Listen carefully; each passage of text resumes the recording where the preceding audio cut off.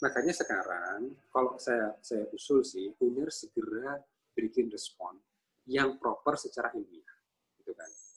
Sebetulnya kalau dalam uji klinis itu data negatif pun oke loh sebetulnya. Oke, Assalamualaikum warahmatullahi wabarakatuh. Waalaikumsalam. Ya, selamat pagi, siang, sore, para penyimak Pandemic Talks. Selamat datang lagi di episode 21 ya. Jadi kira-kira ini 21 minggu dari awal kita bikin bikin Pandemic Talks. Kali ini kita rekaman tanggal 20 Agustus. Isunya apa? Berkaitan dengan narasumber yang kita panggil nih. Ada Mas Panduryono. Halo, Mas Panduryono. Halo. Juru wabah Indonesia, asik. Terus Mas Jubah sama Mas Ahmad Rusdan Utomo. Mas Ahmad, selamat selamat pagi. Ya, Terima kasih. Ya, jadi saya buka dulu bentar, nanti kita ngobrol aja di sini. Jadi teman-teman semua eh, nanti bisa dengerin atau bisa nonton di platform yang kita bikin. Eh, jadi beberapa hari ini ada fenomena di masyarakat.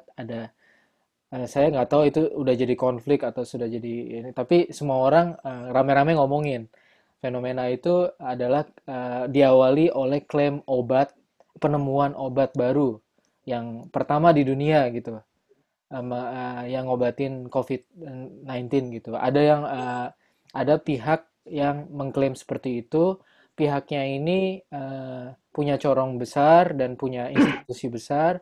Ya saya sebutin aja UNER, dari rektor UNER, oleh rektor UNER, dan di apa namanya, klaim itu adalah mereka bareng kerjasama UNER dengan TNI AD dan BIN, seperti itu ya. Jadi mereka mengklaim udah melakukan penelitian, sudah uji klinis fase 3, bla bla bla, dan istilahnya ada di situ ada message bahwa ini udah ketemu obatnya nih. Jadi ini adalah hope dari wabah ini selesai atau udah bisa terkendali seperti itu.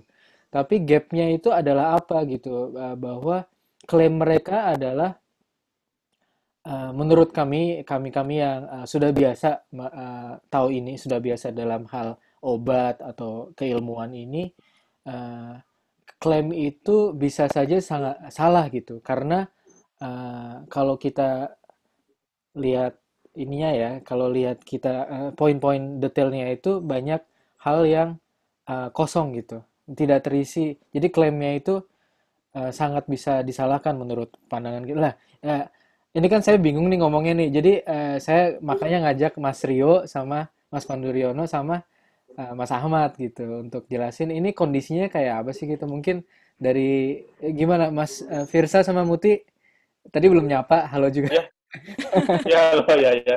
Ya, jadi di sini biasa Oh, kita, lanjut. iya di Ya, Pandemic Talks kita bertiga, narasumbernya dua, terus kita pengen minta pendapat nih, Mas Rio, kira-kira kalau dalam satu dua paragraf kondisinya kayak apa sih sekarang? Habis itu Mas Ahmad. Gimana Mas Rio? ya, kita itu kondisinya mengharapkan keajaiban dalam mengatasi pandemi ini. Ya kan, itu seperti kita kalau orang sakit kan mengharapkan the magic bullet. Gitu. Semuanya memang mengharapkan keajaiban. Hmm. Tapi keajaiban itu sebenarnya bisa kita raih dengan kerja keras dan dengan logika, ya kan, dengan nalar kita. Kan udah ada perintahnya. Bangun kamu, gunakan otak kamu tuh, suruh baca gitu kan. Ceritanya gitulah kisahnya ya. Jadi dari awal ini ada kontradiksi antara satu ingin ketika kita menghadapi pandemi kita tidak bergerak cepat, ya kan, malah mengundur-undurkan respon. Tapi begitu kita mau bergerak, semuanya harus cepat. Termasuk pertama kita mengalami keterbatasan testing, PCR nggak ada, alternatifnya rapid test, nah, kan cepat gitu kan. Kemudian itu yang menjadi argumentasi sampai sekarang itu. Dan kedua, kemudian tadi kita harus bisa mengatasi pandemi. Kita nggak mungkin mengharapkan orang Indonesia pakai masker, surveillance itu nggak mungkin gitu kan. Jadi vaksin. Jadi wah gimana bang vaksin? Oke kita udah bikin merah putih. Wah masih lama gitu kan. Emang proses itu kan proses sebenarnya. Karena kita nggak siap dari awal. Jadi, wow, kita harus jalan pintas, ya kan? Nah, jalan pintas, kemudian di jalanlah jalan pintas. Nggak apa-apa itu ya, asal semuanya masih memenuhi kaidah-kaidah yang memang berlaku gitu. Kemudian obat gitu kan, obat. Wah, tidak ada obat, kita harus bisa menemukan obat. Terus ada ide nih, wah, kalau obat baru nggak mungkin. Ya udah obat yang ada aja. Gimana caranya? Kan dokter biasa nyampur-nyampur ngeresepin tuh, ngeracik ini, campur. Dokter anak tuh kayak gitu tuh. Wah kalau kita campur-campur nih mungkin efeknya bagus nih. Tapi nggak mungkin penelitiannya di manusia. Di sel aja di sel. Oh di sel gitu kan. Kalau di sel sih apa aja dimasukin juga bisa ada efeknya. Itu kan in vitro. Nah kemudian langsung kita harus karena cepat ya kan. Dan yang saya sedih itu mengatasnamakan presiden. Presiden ingin cepat. Presiden ingin cepat. Ya semua kayak gitu cepat ya kan. Bisa nggak penelitian vaksin 3 bulan? Gitu kan. Untung teman di di Unpad. Unpad itu bilang, wah nggak IPB. mungkin. 6 bulan itu cepat banget itu. Itu pun juga kalau lancar, ya kan? Gitu. Dan kita kan mau melihat efek. Efek itu harus ada faktor exposure terhadap infeksi seperti apa. Dan karena kecepatan-kecepatan itu, kita ingin kebiasaan jalan pintas, disitulah ada semacam untuk terobosan, konsep terobosan, semua prinsip-prinsip ilmiah, baku, standar itu dianggap menghambat. Padahal itu nggak menghambat, malah itu yang mendorong supaya kita bisa cepat gitu kan. Jadi ini nggak bisa udah jalan pintas. Ya itu biasa di dalam peperangan sebenarnya. Tapi dalam peperangan pun, peperangan besar itu pakai strategi, pakai ilmu, ya kan. Perang yang zaman Cina maupun perang negara kita melawan Nazi dan sebagainya, perang dunia, semuanya pakai strategi, pakai kaidah-kaidah ilmu perang gitu. Sama juga seperti ini, seharusnya demikian. Itu yang membuat sekarang jadi masyarakat itu dan kita semua jadi bingung. Ini apa yang terjadi? Apa yang terjadi di Republik ini? Dan kalau saya mengkritik atau bukan mengkritik, sebenarnya mengkoreksi, ya kan? Dan harus begini-begini, dianggap faktor yang menghambat, tidak mencintai kamu, tidak suka sama produksi anak bangsa. Anak bangsa. Padahal itu nggak relevan. Padahal ini kalau mengukur ini harus begini. Saya bilang tadi pagi juga diskusi sama Bin dan Pak Arianto saya bilang kan tantangan kita adalah menemukan obat pada kasus yang berat. Orang yang pakai ventilator itu sebagian besar akan meninggal. Kalau kita tidak berhasil mencegah pengobatan dan mencegah infeksi karena banyak keterbatasan, jangan sampai ada orang yang meninggal. Nah kita berusaha menemukan itu. Tapi kan, loh kok maksudnya kok juga ada yang ringan, yang sedang, dan kemudian yang berat. Yang berat nggak tahu berapa. Yang ringan dan sedang atau yang tidak bergejala banyak. Karena tiba-tiba ada keajaiban lagi. Wah ajaib nih. Ada 1.000 lebih orang di Bandung yang terinfeksi. Wah, ayo semua direkrut. Kan itu kan melanggar protokol. Protokolnya kan yang tadinya rumah sakit yang harus dirawat gitu kan. Nah itu sebenarnya sudah diingatkan oleh Badan POM. Kalau orang tidak ada gejala kan tidak perlu obat. Jadi fokuslah pada pengobatan untuk menyelamatkan jiwa. Bukan orang yang sudah memang selamat harus dikasih obat. Nggak usah dikasih obat aja sembuh kok. Ya kan mau dikasih imunomodulator boleh. Mau nggak ini juga boleh. Mau dikasih kuota internet juga sembuh kan? Maksudnya tinggal dia duduk aja di dalam rumah, nonton Netflix juga sembuh. Jadi kan, nah dalam prinsip hubungan kausal itu jadi penting. Kira gitu. Oke, kira-kira kalau dari pandangan Mas kayak gitu, nanti kalau mau nambahin bisa ngobrol. Mas Ahmad gimana nih? Mas Ahmad ini pakar ya, saya bilang pakar di dalam biologi molekuler lah, karena takdirnya begitu aja. Ya, jadi dari sisinya Mas ini, dari kapasitasnya Mas ini, menurut Mas nih kondisinya tuh gimana sih nih? Kok rame sih Mas gitu? Ini kan sewajarnya terjadi kan, ada yang penelitian, ada yang setuju nggak setuju, tapi kok kayaknya ini lebih dari rame doang, tapi ini rame banget gitu. Gimana Mas Ahmad? Ya, jadi ini mengingatkan banyak hal ya, terutama ke saya pribadi juga. Waktu saya pulang ke Indonesia itu ya tahun 2007, itu saya tuh menemukan diri saya itu merasa sendirian. Dalam artian apa? Artinya ada gap yang panjang nih antara ilmu yang saya dapat di luar sama yang di sini. Nah, waktu itu saya diajak sama, kan ayah saya kan memang kenal beberapa orang di FKUI ya. Diajak ke tempatnya Prof. Ini siapa namanya? Prof. Patmo. Saya tuh tempat duduk sempurna. Tahu-tahu Prof. Patmo bilang sama saya gini, kamu ya, lulusan Amerika, jangan mentang-mentang ngerti semua. Bolehlah, mungkin klinisi kami di sini nggak tahu banyak, tapi hargai pengalaman mereka. Nah, saya tuh mikir gitu, emang kenapa sih kok saya digituin gitu kan? Tapi setelah lama-lama saya berinteraksi, itu memang perangai sains itu bermasalah di kita itu, terutama di lingkup akademik. Ini mohon maaf nih, Prof, Mas Rio nih, karena perangai sains. Karena scientific itu temper ya, mengingatkan scientific saya, temper. ya, yang mengingatkan saya itu Prof. Santoso Kornen. Dan mungkin ya Mas Rio juga kenal siapa Prof. Santoso Kornen. Dia emang agak susah juga ya. Tapi saya suka ngobrol sama beliau. Karena dia selalu mengingatkan begini, banyak sekali perangai sains yang dipelajari di luar negeri, itu sampai ke Indonesia itu sama hilang. Hilangnya berjamaah lagi. Artinya apa? Kualitasnya itu nggak serigorous ketika mereka itu pernah di training. Nah, makanya waktu kabar mengenai obat baru itu ya, itu kan kita masih ingat klaim yang dari siapa Anji sama Anji. Ya. Nah, itu juga saya juga sebetulnya dalam video reaksi saya di narasi itu kan saya juga berusaha menahan begini. Ada yang bilang pakai masker dan nih gitu kan. Tapi itu memang saya setuju begini. Itu ada empati sebetulnya karena orang-orang ini dia itu nggak di training di biomedis gitu loh. Tapi mereka punya semangat yang bagus. Jadi saya itu berusaha mengedukasi masyarakat. Oke lah, jangan dibully juga. Orang ini nggak ngerti. Orang nggak ngerti itu dikasih tahu. Nah, makanya kan viral juga itu dari narasi itu. Cuma pesan saya itu kan begini. Untuk mengklaim suatu obat, itu maknanya khusus. Karena kalau saya punya racikan Utomo, gitu kan. Kan Utomo kan bagus kan, utama lagi gitu kan. Asik. Itu isinya cuma air sama adonan jahe gitu. Nggak bakal mati. Tapi saya klaim sebagai obat COVID.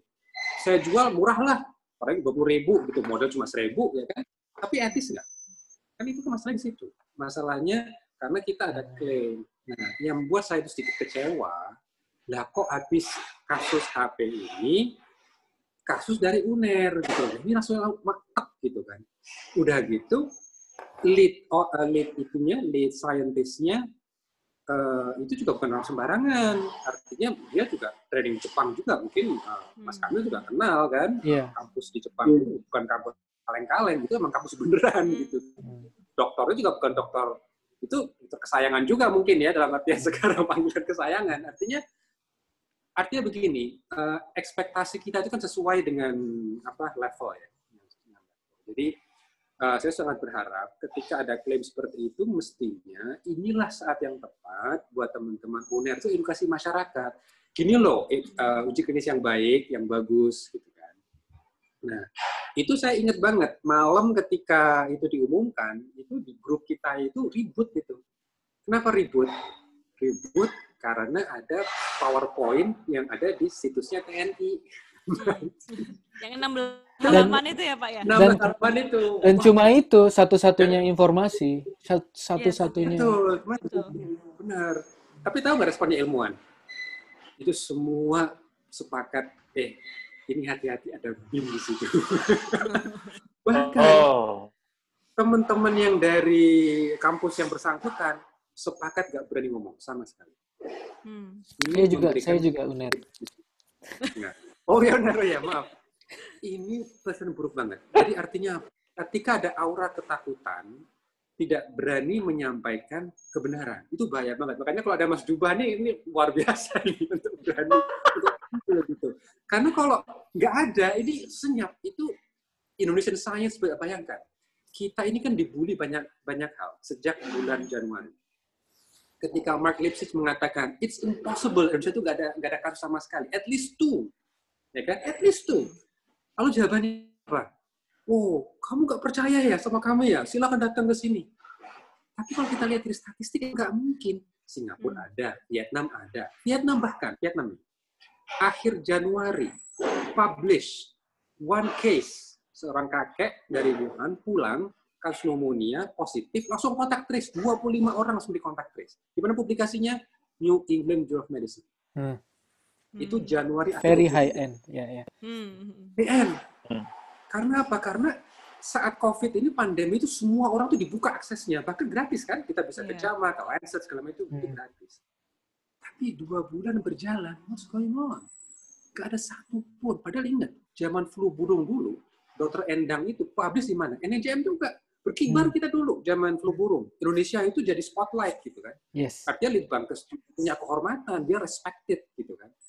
Tapi sekarang ini what's wrong gitu loh. Artinya not even one. Bahkan kalau misalnya nih, yang saya juga, sekali ekspektasi. Kalau misalnya Pak HP mengatakan ya sudah merekrut 1.000 orang, 2.000 akan kirim sebagian ke Elizabeth untuk obat. Ya oke lah, namanya orang cari ya kesempatan lah ya, siapa tahu bisa dapat uang gitu kan. Dalam artian jualan nggak salah jualan itu. Cuma kan masalah etikanya ya jangan diklaim. Nah, tapi kalau ini dari kampus yang bukan kemarin sore, apalagi outmaternya Mas Kamil gitu ya, ini kok rektor loh, kok rektor ini kok ikut-ikut, ya Allah, what's wrong gitu kan, perangai sains kita nih kemana gitu. Makanya terus saya juga mikir, saya kan sebagai strategis juga kan, gimana bedahnya nih, kalau teman-teman ilmuwan udah sepakat nggak ada yang berani takut gitu kan, minimal di grup kami, udah nggak berani ngomong. Lagi pula mereka juga valid sih, artinya kan toh belum ada ininya Mas, belum ada publikasi, cuma PPT aja. Bahkan preprint juga belum ada. Memang lagi preprint, sebentar lagi akan. Tapi memang standarnya sekarang PPT kok. Banyak gambarnya ya Mas. Warna-warni susah dibaca. Aduh, ini kemarin saya dapat informasi gitu, kayaknya yang birokrat kali ini itu nggak suka baca, itu maunya lihat PPT. But anyway, itu kan bahaya kan? Kalau kita lihat paper itu kita lihat tabel, grafik, apa. Ini nggak ada Kaplan-Meier, nggak ada relative risk, tahu-tahu ujuk-ujuk persentase. Terus confidence intervalnya kemana gitu kan? Saya tuh mikir, ya Allah, ini kalau nggak ada yang ngajarin, itu nanti masyarakat bahaya loh. Karena begini. Ini sekarang ini di apa namanya arus bawah melihatnya begini, ini masalah mafia obat. Ada hashtagnya kemarin udah keluar. Iya, ada hashtagnya, dan ini sebetulnya ini sudah berlangsung lama, dan Mas Dio juga saya paham pasti tahu banget, karena memang sistem kesehatan sekarang itu kan memang expensive, very expensive system. Ya kan? Misalnya nih, mungkin kalau Mas Kamil tahu nih sebagai klinisi, ya kan, ada obat baru, ya kan, obat baru. Itu obat baru itu yang mahal itu sebetulnya pertanyaannya itu biaya R&D-nya, biaya patennya, atau biaya marketingnya. Biaya membujuk dokter. Nah, yes, setahu saya yang nomor ini direkam Pak. ya, saya yang bilang ya. Tapi saya ingin mengeksplorasi. Saya dulu anak farmasi Pak soalnya, pernah kerja di farmasi. Ya kan? Artinya apa? Jangan salahkan masyarakat juga ketika mereka melihat ini ada mafia obat bermain. Karena memang prosedur itu mahal sekali. Dan karena sistemnya ini kapitalistik, berarti kan mereka berusaha recover money kan? Karena ada masalah investor. Mau nggak investor sekarang itu rugi? Mereka beli saham itu maunya untung. Begitu udah mulai goyang, dia tarik. Makanya kasus yang dulu pernah tuh, yang obat cetuximab itu di Amerika, kan mereka bilang, oh ini nggak begitu bagus nih, langsung mau ditarik aja sahamnya. Itu dalam Islam kan seperti itu. Dalam Islam namanya syirkah. Kalau untung bareng, kalau rugi kita rugi bareng gitu. Jadi ada kehati-hatian. Tapi sistem ini kan enggak. Gimana caranya merecover?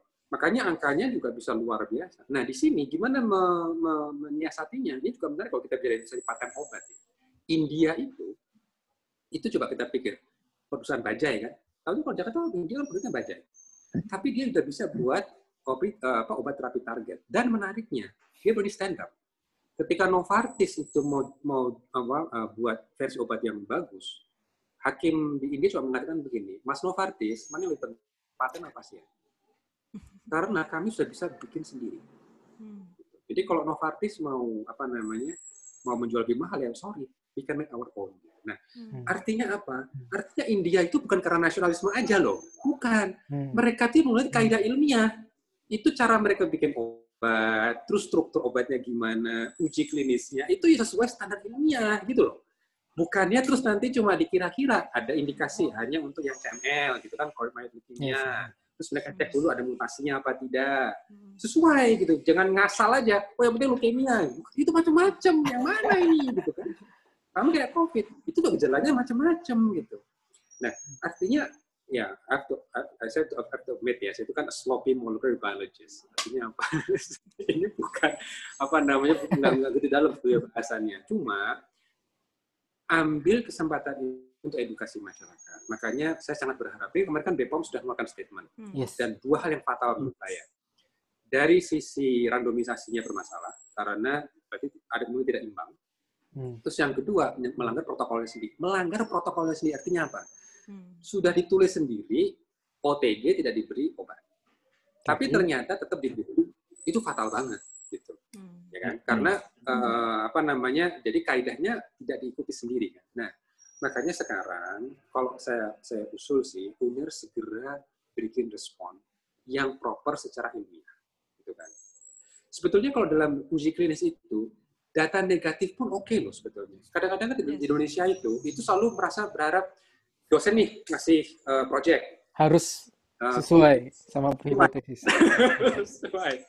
Tapi sebetulnya itu ya, kalau dalam agama saya ya, sains itu mengajar orang itu kita mempraktekkan akhlak. Akhlak apa? Kiraman katibina ya'lamuna ma taf'alun. Namanya manusia itu punya malaikat. Itu akan ngelihat semuanya. Kalau kita fabrikasi data, itu berarti integritas bermasalah. Makanya Prof. Santoso di pidato guru besarnya beliau, dia menyitir ayat ini. Qul hatu burhanukum in kuntum shadiqin. Artinya apa? Kalau kamu itu berkata benar, tunjukkan bukti.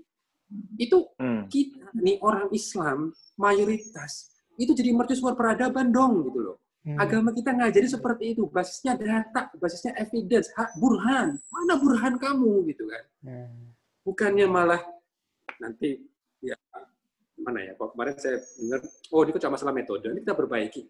Ya kita uji klinis kayak cuma bikin paper. Enggak bisa seperti itu. Dilihat lagi datanya seperti apa. Kalau emang nggak cocok, keluarin. Nah, hasilnya ternyata nggak ada efek. Ya udah bilang, ya bilang gitu. Dan justru itu bagus kan, bahwa ini kebukti kalau exactly, ya. Sorry ya, talking too much. Mas Pandu mau nambahin, Mas Pandu? Tadi ada yang... Iya, jadi kita mau jujur. Jadi ilmuwan tuh harus jujur ya. Saya juga sering tergoda untuk tidak jujur, apalagi kalau ditekan, gitu kan. Saya kan orang biasa, ya kan, orang wow. Saya juga senang sama hal-hal yang duniawi, manusia biasa, bukan orang suci, ya kan. Dan itu ujian bagi saya juga, banyak saya nggak lulus. Dan yang menurut saya, jadi masalahnya adalah di dalam melaporkan atau di dalam melaporkan atau melakukan itu kan menjawab pertanyaan, ya kan? Nah, jadi apa sih masalahnya? Kalau kita melakukan riset ya, masalahnya apa? Statement of the problems, and then apa riset questions ya? Dan riset questionnya bagaimana cara menjawabnya? Ya kan? Jadi kan masalahnya misalnya ya, kalau saya jadi penelitinya itu angka kematian COVID di Indonesia tinggi, ya kan? Malah paling tinggi. Saya baca dari infografis Mas Firza, wah tinggi banget. Angka kematian ini, jadi itu apakah itu referensi yang bagus? Bagus menurut saya kan, juga sekarang sebenarnya bisa dipercaya. Nah, kemudian ini butuh solusi. Nah, kita harus mendapatkan obat atau metode sebenarnya. Untuk apakah menemukan lebih dini, ya kan? Apakah kita juga bisa menyelamatkan jiwa itu? Jadi itu jawabannya. Jadi gimana? Kalau saya sudah menemukan ini kombinasi ini dari hasil literatur review, nggak mungkin penelitian itu dari kosong, itu nggak mungkin. Dari something have been done by somebody else. Ya. Kita melakukan literatur review. Ini literatur review ini penting sekali. tanpa dukungan literatur review akan kita berasumsi, ya kan? Jadi atau seakan-akan kita mendapat wahyu. Oh, mimpi. Semalam saya bermimpi bahwa kombinasi hidrokloroquine campur jahe, campur ketan manis, ternyata bisa efeknya bagus gitu, ya kan? Itu juga kadang-kadang sering terjadi seperti itu ide-ide jenius seperti itu. Padahal tidak ada keajaiban. Ya, di dalam dunia ini tidak ada keajaiban. Semua fenomena di alam semesta ini ada penjelasannya. Kalau kita tidak bisa menjelaskan, itu keterbatasan kita. Kita belum mampu menjelaskan. Makanya kita harus berpikir. Dan untuk bisa berpikir, kita harus jujur dulu. Terus bagaimana melakukannya, dan bagaimana melaporkannya, dan di situ tahapan-tahapannya itu bagaimana mengukurnya, ya, kenapa kok untuk menetapkan hubungan kausal atau gold standard untuk mengatakan bahwa ini punya efek itu harus randomized, control trial, and double blind. Itu ada filosofinya. Ini ada filosofinya. Kenapa? Kalau harus double blind, yang menerima obat dan yang beri obat tidak tahu. Karena secara intrinsik itu akan kemungkinan terjadi bias observasi, observation bias. Kenapa harus randomized? Kita ingin mengharapkan dua kelompok itu comparable, sebanding. Orang suka bilang apple to apple, ya gimana gitu. Kalau kita punya polling orang yang inklusif, udah memenuhi kriteria eksklusif dan inklusif, nah ini tinggal dibagi dua, mengalokasikan random, atau dibagi 4, mau ada 4 obat yang atau satu pembanding. Kenapa kita butuh kontrol? Butuh kontrol itu karena kita ingin mengamati. Kalau seandainya orang yang sama karakteristiknya, sama jenis severity penyakitnya yang di dalam kelompok itu tidak mendapat obat, apa yang terjadi? Kalau dapat obat, apa yang terjadi? Yang kalau dapat vaksin, apa yang terjadi? Tidak dapat vaksin, apa yang terjadi? Harapannya kan kalau dapat vaksin, angka kejadian infeksinya ya diukur ya, incidence infeksinya lebih rendah daripada yang tidak mendapat vaksin. Tapi selama proses itu semuanya harus blind. Karena kalau saya tahu, oh saya dapat placebo, oh saya pakai masker, kan ternyata keluar rumah gitu ya Mas ya? Wah, bukan karena efek vaksin, tapi efek placebo. Ya, jadi banyak sekali jebakan-jebakan yang mengancam suatu pengamatan penelitian yang kita sebut sebagai bias. Makanya kan kita ingin mengharapkan hasil yang akurat, sahih. Yang biasnya ya kan? minimal banget, gitu kan Mas? Bisa diukur minimal. Bayangin kalau kita juga survei gitu kan, nanya orang gitu kan. Apakah dalam minggu terakhir ini Anda selalu pakai masker? Karena itu adalah suatu keharusan, saya akan menjawabnya pengetahuan, bukan perilaku. Padahal pertanyaannya perilaku. Itu yang disebut respon bias. Makanya hasil survei itu kalau mengandalkan pertanyaan-pertanyaan yang sangat normatif, jangan dipercaya. Wah, ini yang melakukan kan Badan Litbangkes. Iya, nggak usah dipercaya. Kenapa? Cara bertanya seperti itu. Memang ada cara lain yang lebih baik. Observasi. Observasi. Nah, itu yang menurut saya sampai ada metode pengukuran, nah juga perbaikan klinis, mengukur perbaikan klinis. Ya kan? Bagaimana mengukurnya? Ya kalau ada perbaikan klinis kita tahu misalnya Pak Dr. Muhammad Kamil tahu oh ini dapat obat ini, dia sudah punya ide gitu kan. Yang dapat obat pasti lebih baik. Ya kan? Jadinya secara nggak sadar gitu. Perlakuannya jadi bisa secara sistematik gitu kan. Secara sistematik akan berbeda cara observasinya dengan yang tidak dapat obat. Itu pentingnya blind. Makanya setiap metode itu ada alasan-alasan. Dan semuanya untuk menekan penjelasan hasil itu karena bias atau benar karena efek obat. Ya kan? Begitu susahnya. Ya, bukan tergantung p-value. Saya kalau ngajar statistik tuh anti p-value. Kenapa orang anti p-value? Karena begitu yang dicari itu p lebih kecil dari 0,05. Signifikan, secara signifikan. Padahal datanya salah. Mau datanya salah, mau dipakai statistik nggak penting. Jadi gimana dong? Lihat dulu datanya. Kita tuh mau mengestimasi apa? Besar efek. Berapa perbedaan insidence kejadian? Ya kan? Berapa besar perbaikan klinis yang mendapat obat racikan itu dibandingkan mendapat obat standar? Ya kan? Besar nggak perbedaannya? Nah, kalau besar, apakah karena bias, apakah karena efek obat? Ya, jadi dengan demikian kita bisa mengestimasi dan ada unsur ketidakpastian. Banyak ketidakpastian dalam ilmu pengetahuan itu sangat tidak sempurna karena kita juga tidak sempurna. Jadi kemungkinan itulah jebakan-jebakan. Jadi tadi di awal saya bilang kita itu tidak sempurna. Karena kita tidak sempurna, kita harus melakukan perbaikan prosedur, metodologi dan sebagainya. Kita kawal, terus kita yakini, terus kalau ada perubahan protokol aja itu harus dilaporkan ke komite etik. Merugikan atau tidak? Dan kalau tidak dilaporkan, batal itu semua penelitian. Komite etiknya siapa, Mas Rio? Kalau boleh tahu, saya sebagai orang awam. Ya, jadi ini gini, sebelum kejauhan Mas Firsa ini kita ajak karena dia orang awam ya. Jadi kita kontrolnya Mas Firsa. Ini Mas Firsa gimana nih? Mas Firsa, menurut Mas dengerin bapak-bapak ini ngomong. Iya. Masih nyambung. Komite etik itu dari institusi yang sama, ya kan? Seharusnya di dalam, ini kelemahan kita juga, kelemahan dalam sistem. Tapi komite etiknya secara struktur organisasi ada di bawah rektor juga, Mas Rio? Yang sekarang.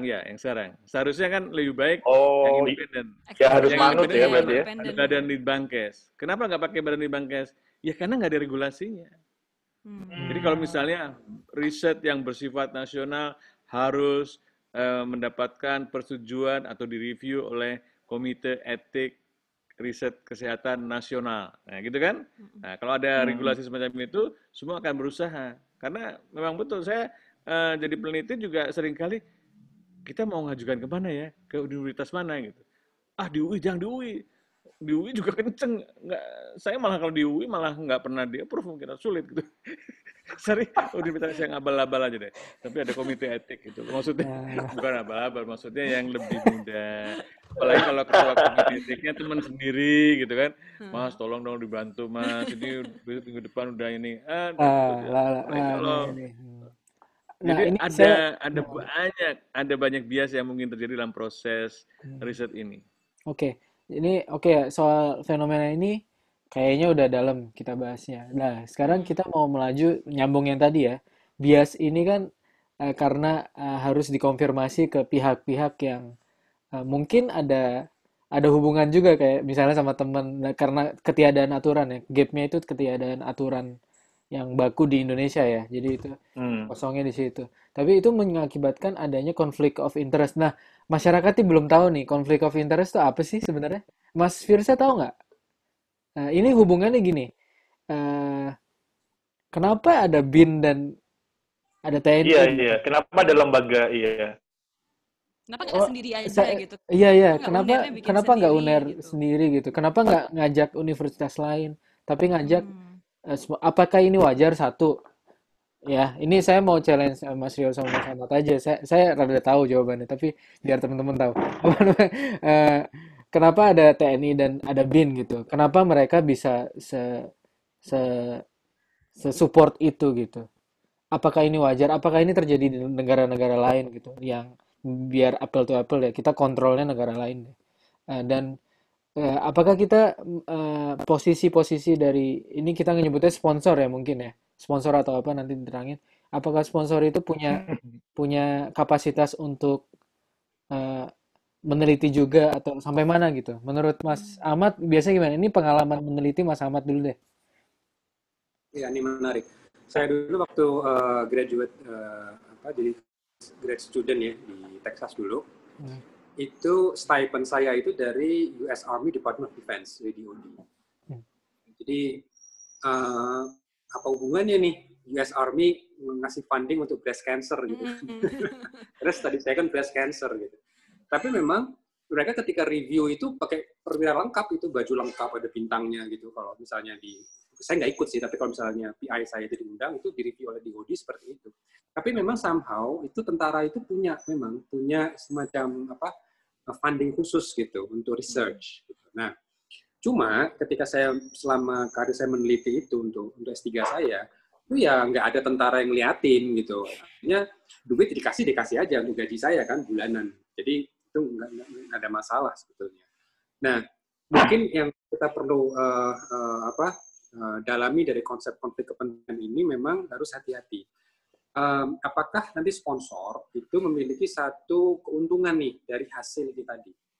Gitu. Jadi kalau misalnya nih sponsornya dari yang paling obvious itu kalau sponsornya adalah dari perusahaan farmasi atau perusahaan vaksin, makanya ini juga perilaku yang kita perlu sosialisasikan juga nih. Saya perhatikan ya ketika saya pulang ke Indonesia. Ketika seorang narsum, dia dari akademis, presentasi launching obat baru, itu di Indonesia itu jarang saya lihat narsumnya itu menampilkan apa yang disebut dengan first slide itu conflict of interest atau disclaimer namanya. Disclaimer penting sekali. Kenapa? Karena kita wajar lah yang namanya seminar, yang namanya presentasi itu kan pasti ada honor. Kenapa ada honor? Karena narsum itu spend time. Narsum itu spend time untuk menyiapkan presentasi, waktunya dia gitu. Jadi wajar. Nah, tapi itu harus disebutkan. Di sini saya ada konflik interest karena apa? Saya menerima honor dari mana aja. Tujuannya apa? Supaya nanti yang mendengarkan hasil penelitian tadi yang lagi di launching itu TST. Apa itu TST? Tahu sama tahu. Jadi listen with a pinch of salt gitu. Jangan percaya semua. Jadi Prof. Riono tadi Mas Riono katakan, sains itu banyak jebakan Batman gitu. Namanya manusia biasanya ada bias tertentu. Biasnya apa? Kita atau kita cenderung meng-highlight sesuatu yang menguntungkan kita. Artinya yang kayaknya apa istilahnya memberikan kita benefit, entah itu material atau imaterial. Nah, makanya perlu disampaikan. Kita newspaper juga ada kan? Ada nggak conflict of interest disclosure ini ya yang harus kita sampaikan gitu. Yang mendanai siapa? Karena bisa jadi yang mendanai juga punya konflik kepentingan. Misalnya nih, kalau kita bicara kasus TNI ini misalnya, karena kita sekarang tahu mayoritas ininya adalah dari anggota TNI. Sampelnya. Ketika misalnya ada protokol mengatakan ada eksklusi dan eksklusi, ya namanya peneliti yang orang sipil tahu-tahu ini ada ini nih yang harus segera diobatin gitu. Padahal dia sebetulnya mungkin eksklusif ya faktor dia nggak dimasukkan sebetulnya. Nah, dia mampu nggak untuk istilahnya betul-betul stick sama protokol gitu, misalnya. Karena kita tahu kadang-kadang environment militer itu beda sama environment sipil gitu kan. Nah, hal seperti itu memang jadi pertanyaan. Jadi jangan sampai kita udah tahu nih sains itu sudah banyak ketidakpastian. Apalagi ditambah dengan faktor konflik kepentingan gitu. Ini menjadi hasilnya menjadi jauh sekali gitu. Jadi, nah makanya di sini penting transparansi itu. Peran sponsor di sini apa? Apakah betul-betul ngasih uang terus off gitu kan? Apapun datanya mereka akan terima. Ya kan? Atau mereka juga sebetulnya ada rencana nih. Misalnya, ya kita juga dengar ya, ini kayak hidroksikloroquine aja. Hidroksikloroquine itu kita impornya udah banyak kan. Maksudnya ambil Indonesia ya. Amerika aja, ketika Trump mengatakan, oh ini kayak obat dewa gitu. Itu kan berapa banyak yang dia secure kan. Nah pertanyaannya kayak rapid test nanti. Jadi udah banyak banget nih kita impor. Nyetok. Istilahnya nyetok. Dan nyetok gitu. Terus mau dikemanain? Nah, konflik-konflik kepentingan itu sebisa mungkin memang harus didisclose. Artinya begini, saya jangan bilang saya juga anti ini ya, kalau pendapatan halal itu boleh lah, nggak masalah. Langsung boleh nggak dapat honor, boleh nggak ada masalah gitu kan. Tetapi harus didisclose, supaya nanti kita bisa mendapatkan kemungkinan biasnya ada di sini gitu. Jadi ini datanya nggak salah, tetapi interpretasinya mungkin ada sedikit skewed gitu kan. Nah, makanya itu nanti bisa jadi dijadikan lahan untuk penelitian lanjutan. Jadi namanya juga manusia bukan makhluk suci seperti tadi Mas Rio katakan. Disitulah itu namanya ada peer review. Nah, ada mitra bestari, saling ngecek gitu kan, saling cross check. Tapi emang semangatnya dalam akademik ya, artinya bukan untuk menjatuhkan, bukan, atau nanti jadi minum, bukan. Tapi betul-betul kita lihat ini indikasinya untuk apa. Jadi misalnya kalaupun sudah menyembuhkan ya, emang ini OTG, ya udah berarti nanti OTG aja, berarti indikasinya bukan ke orang yang berat. Seperti kasus di recovery trial jelas banget. Dexamethasone itu mereka dari awal ketika preskon very specific. 30% reduction mortality only gitu kan. In ICU. Severe case, yes gitu. No benefit di mana untuk yang ringan, yang mild. Moderate. Itu science itu. We don't overclaim. Tapi ya biasa lah kalau masih graduate student gitu ya, first year, 2 year, dia kan kayak, ini gonna solve the world crisis Ada gitu kan. obat nih, ada obatnya. Magic bulletnya sudah ketemu. Iya, ya gitu Mas. Itu kalau saya yang lihatnya konflik kepentingan di situ. Nah, Berarti Mas Ahmad boleh tanya ya, dari awam ya. Berarti ini udah bisa disebut official ya, TNI dan BIN itu sebagai sponsor gitu? Atau sebagai teman tapi apa gitu? Ya, Sebagai partner atau sebagai lembaga yang mengawasi atau gimana sih? Secara diplomatis gimana Mas Ahmad menjawabnya? Secara diplomatis saja. Secara diplomatis ya. Ya kalau kita lihat dari PowerPoint-nya tadi itu yang PDF-nya itu. Itu satu renteng itu. Bahkan sebetulnya saya khawatir kok nama BPOM nggak di situ. Satu baris. Ada BPOM. TNI, BIN. Coba lihat cek BPOM. PPT-nya. Saya itu ditanya wartawan, jawaban saya pertama kali, Mas, tolong cross-check ke BPOM. Ngapain BPOM ada di situ? Karena saya meneliti banyak di Amerika dulu ya. Itu nggak ada ceritanya grant gitu kan, tim. FDA. Tahu ada FDA. Nggak ada. Iya, nggak ada. Nggak ada hubungan.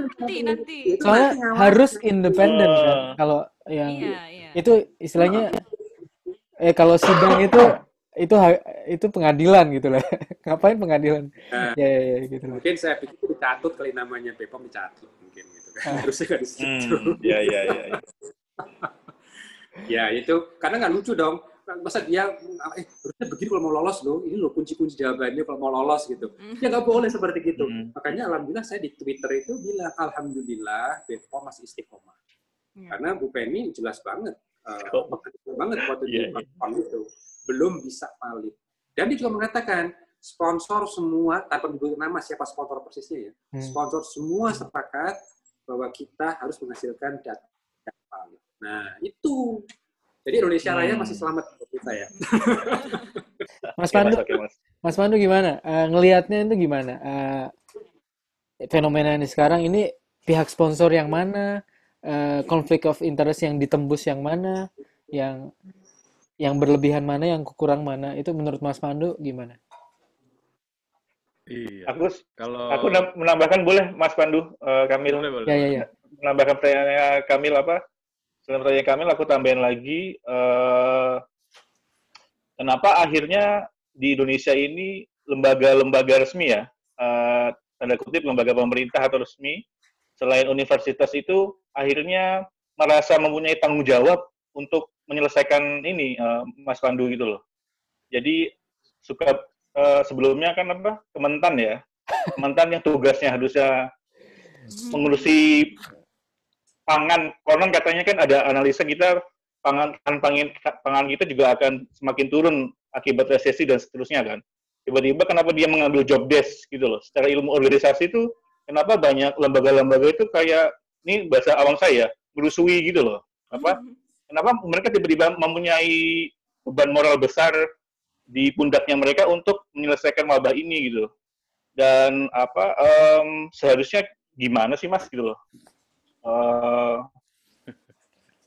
Kita ini ilmu organisasinya gini loh. Iya, ini buat saya awam tuh aneh Mas Rio.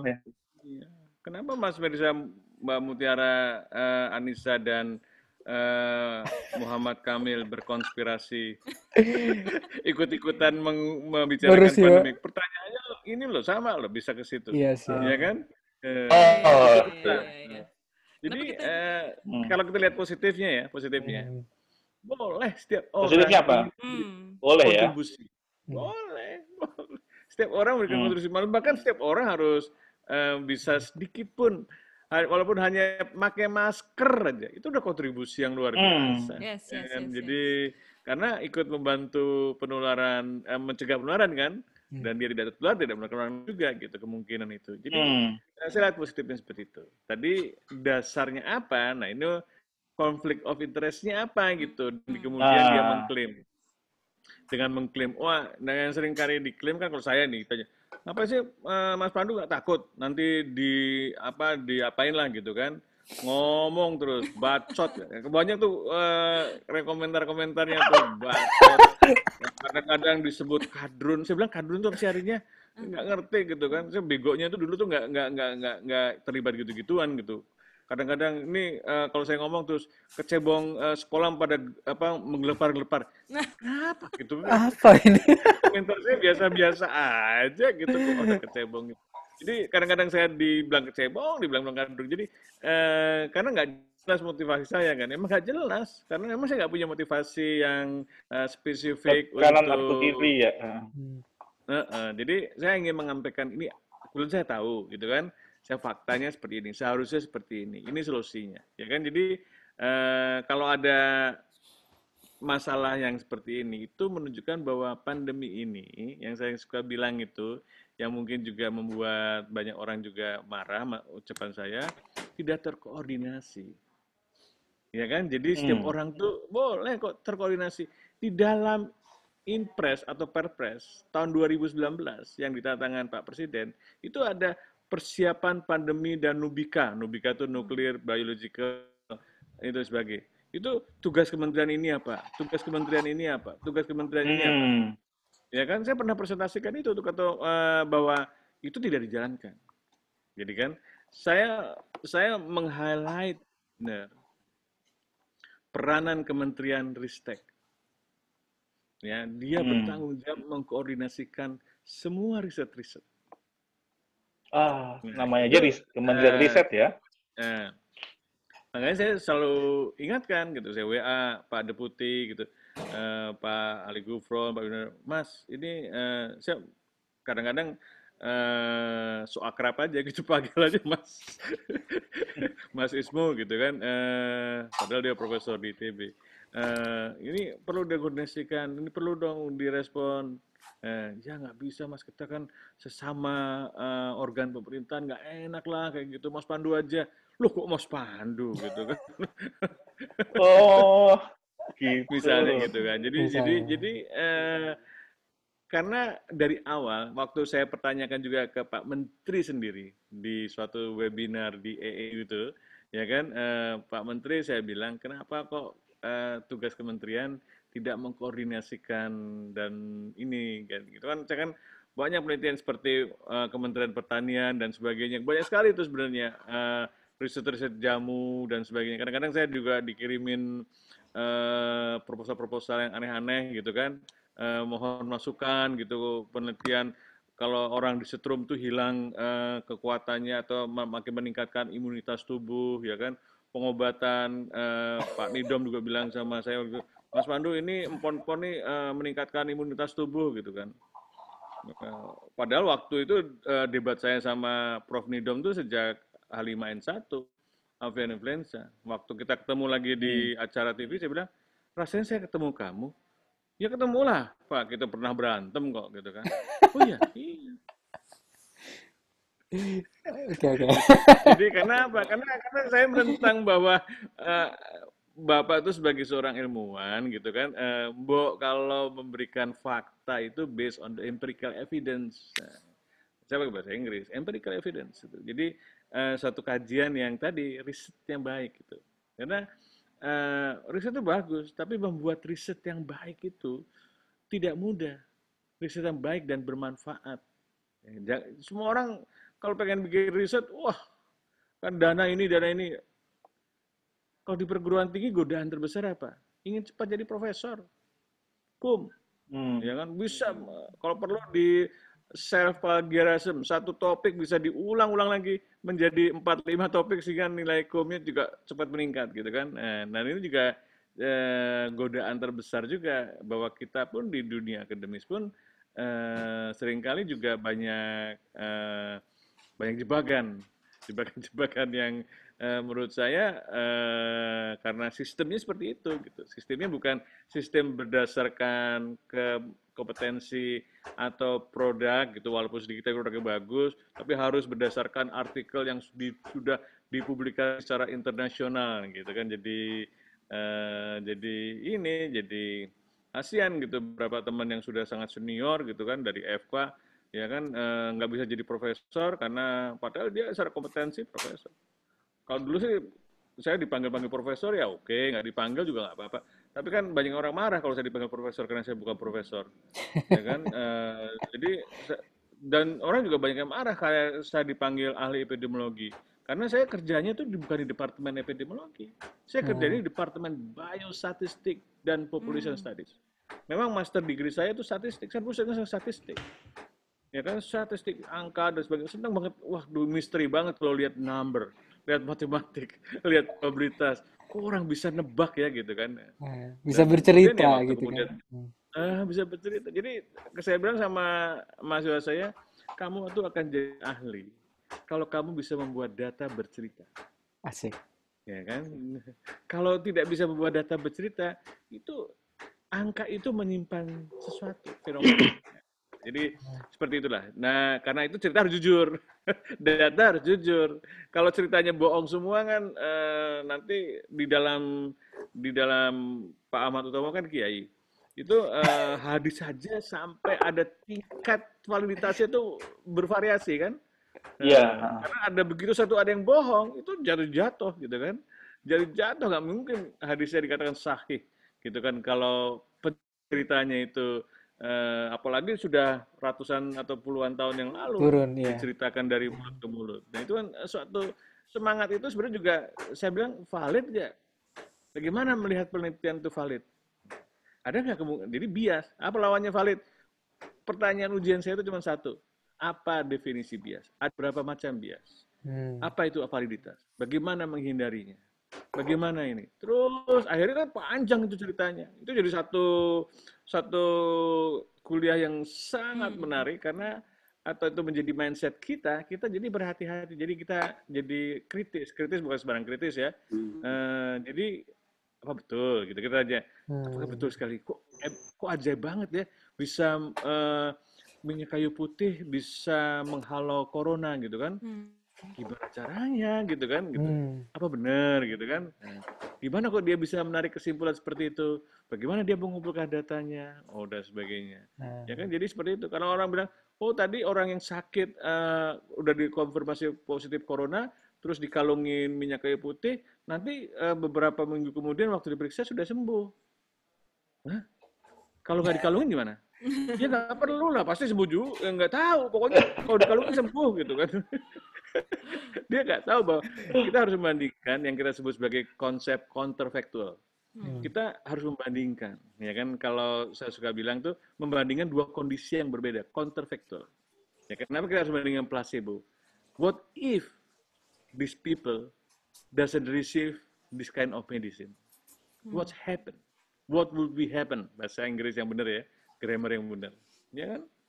Kalau Mbak Mutiara bilang kan punya teman yang sayang gitu kan. Kadang-kadang Mbak Mutiara bilang, apakah saya masih sayang? Gitu kan. Gimana ngetesnya? Coba tesnya gini, counterfactual. Ada dia, waktu ada dia, terus kita bandingkan waktu nggak ada. Kalau nggak ada dia, nggak ada dia. Ada yang hilang, ya kan? Asik. Ada yang hilang. Belakangan, asik. Belakangan ya. Masih ada gitu. Kalau ada dia, nggak ada pengaruhnya, ya nggak ada efeknya gitu loh. Kayak gitu. Jadi sederhananya tuh semacam itu. Jadi membandingkan antara ada yang dapat, tidak dapat. Jadi yang disebut sebagai filosofinya itu counterfactual. Itu filosofinya tuh pertama kali itu buku-buku yang bagus itu buku-buku yang tentang menyebabkan causal inference, menyebabkan hubungan sebab akibat. Ya, jadi apa itu? Menyebabkan ini itu sangat filosofis. Ya, bayangkan buku yang ditulis yang what if itu ditulis seorang ahli komputer. Dia tuh harus berdasarkan logik. Logiknya itu apa? Ya kan di dunia artificial intelligence juga gitu. Apakah betul ini menyebabkan ini? Apakah betul bukan ini? Ya kan? Ya kan, karena pada umumnya ilmuwan itu sedikit mempertanyakan ya, kadang-kadang selalu ragu, gitu, selalu ragu sih. Mempertanyakan, ya kan, mempertanyakan apa betul gitu kan? Kalau saya tanya apa betul tuh Nabi Musa bisa membelah Laut Merah, ya kan? Terus kemudian orang mencari penjelasan. Ternyata pada saat itu kemungkinan ada tsunami, sehingga pada waktu tsunami lautnya tuh surut gitu kan, surut beberapa saat, nah gitu kan. Ya. Saya pikir, mungkin juga gitu kan, Karena tidak mungkin Tuhan tuh menciptakan keajaiban tanpa dasar ilmiah. Ilmiah itu dalam pengerti ada sebab akibat gitu. Jadi kita berpikir gitu, walaupun betul-betul benar, ya belum tentu benar. Karena kan ini kan baru kalau memang ada bukti Dugaan. bahwa pada saat itu terjadi tsunami, ya mungkin penjelasannya tsunami gitu loh. Ya, jadi semacam itu. Apakah benar obat racikan ini memang menyembuhkan? Dasarnya apa? Pertanyaan gitu kan. Dasarnya. Pada kelompok siapa? Ya kan? Nah, berapa banyak efeknya? Ternyata yang dapat sembuh itu misalnya 80% sembuh. Kan diklaim 90 berapa persen? Hebat sekali loh. Jadi kalau ada efek yang sangat ajaib gitu kan, itu saya ajarkan ke mahasiswa saya, hati-hati. Skeptis. Ya, karena betapa susahnya menciptakan keajaiban gitu kan. Karena kita berdasarkan masih banyak masalah gitu. Jadi ada confoundernya, banyak confoundernya. Confounding. Ya kan orang bilang, makanya kan kalau merokok dulu merokok menyebabkan kanker. Ternyata tidak semua orang merokok menyebabkan kanker. Waktu saya protes, tambahin dapat. Kita harus jujur. Merokok dapat menyebabkan kanker. Kan dapat juga tidak. Tapi jauh lebih banyak yang merokok dibandingkan yang tidak merokok. Tapi juga tidak merokok kena kanker juga. Kenapa dia? Oh, ternyata dia perokok pasif. Nah, jadi ada jawaban-jawaban seperti itu kan, mencari penjelasan. Jadi tugas kita sebagai ilmuwan adalah salah satu adalah mencari penjelasan terhadap fenomena di alam semesta ini atau di dalam fenomena biologis, di dalam fenomena ini. Ya kan saya masih ingat tuh Mas Muhammad Kamil. Sorry, saya panggilnya Mbah karena saya punya Mbah namanya Mbah Kamil. Mbah Kamil itu guru ngaji saya dulu waktu di kota di Pantai Utara. Dan kalau saya males tuh dia bawa rotan. Kotak. Saya masih ingat tuh. Dan kan itu ingatan saya nggak pernah lupa. Jadi ahli bedah saraf di UCLA itu udah profesor. Tapi karena dia mau melakukan riset tentang, dia melakukan pada eksperimen pada binatang. Terus kemudian duduk di kelas, yang saya juga duduk, kelas biostatistik. Dia bilang, I'm Professor. Terus saya lihat baca bukunya, oh iya hebat banget ya. Kenapa kok belajar? Ya saya ingin tahu bagaimana orang menarik kesimpulan sebab akibat. Ya kan? Kalau saya melakukan eksperimen pada binatang, apakah? Jadi rasa curiosity ilmuwan tuh memang membuat kita menjadi skeptis. Kepo kita adalah kepo kenapa gitu. Apa benar gitu kan? Jangan kata pertanyaan apa benar, lo sih nggak percaya sama gue, emang gue bohong. Nah, kalau udah gitu, kalau bilang emang gue bohong, nah, pasti bohong kalau gitu. Kalau dia nggak defensif, iya ya. Kalau dia bilang, oh iya ya, kenapa begini demikian ya? Yuk kita lihat kenapa gitu. Ada yang salah nggak? Nah itu mungkin benar. Tapi kalau udah bilang, lo nggak percaya sama gue? Kalau saya jadi yang pertama kali respon, ya nggak percaya lah. Kamu udah marah duluan. Kalau kamu udah marah duluan, pasti ada sesuatu yang disembunyikan. Oke. Ya, jadi kayak gitu. Jadi secara awam itu seperti itu. Gimana Mas Firsa? Udah ini ya? Udah lumayan ya dapat. Terus ini Mas, aku mau nyambungin nih. Mungkin kita biar nggak terlalu panjang ini ya. Di kemarin saya tertarik banget sama pertanyaannya Sujiwo Tejo di Twitter. Ke Mas Priyono, Dr. Priyono. Mohon izin saya berunek-unek. Jadi ini saya tahu nih Mas Sujiwo Tejo ini pinter juga orangnya. Jadi ini dia tuh bukan men-challenge Mas Rio kayaknya. Saya ingin berunek. Dia mengajak orang berpikir sih. Yes, menurut saya begitu. Bukan dia pro mana atau pro mana. Sampean menggugat pihak UNER kalau BPOM sampai oke terhadap vaksin COVID. Dia maksudnya obat COVID ya. Temuan UNER. Karena risetnya sampean nilai tidak prosedural. Apakah dalam dunia kesehatan prosedur lebih penting daripada hasil? Ini good question, I think. Iya. Ya, menurut Mas Rio gimana? Mas Rio kayaknya nggak terlalu jawab di Twitter. Di sini Enggak, saya memang paksa nggak jawab jawab. karena udah ada yang jawab. Iya, banyak Oh yang iya, jawab. ada yang jawab, ada yang jawab Yang bagus-bagus Jadi bagus-bagus di jawabannya. di Jawabannya Twitter. bagus-bagus banget. bagus-bagus dan ada anak muda yang lagi sekolah Hmm. di Inggris. Saya bilang, aduh saya dapat kader nih. Kan saya butuh kader loh. Saya butuh orang yang bisa mengedukasi kita semua lah. Tugas saya kan cuman guru di kampus kecil di Depok. Kecil kampusnya. Ya, walaupun luasnya itu sebagian besar hutan karet. Sebenarnya gedungnya kecil. Nah, itu jawabannya bagus. Saya kagum banget gitu. Saya membayangkan kalau saya muda seperti itu, udah seperti dia hebat gitu. Wah, saya udah Menguasai luar dunia. biasa.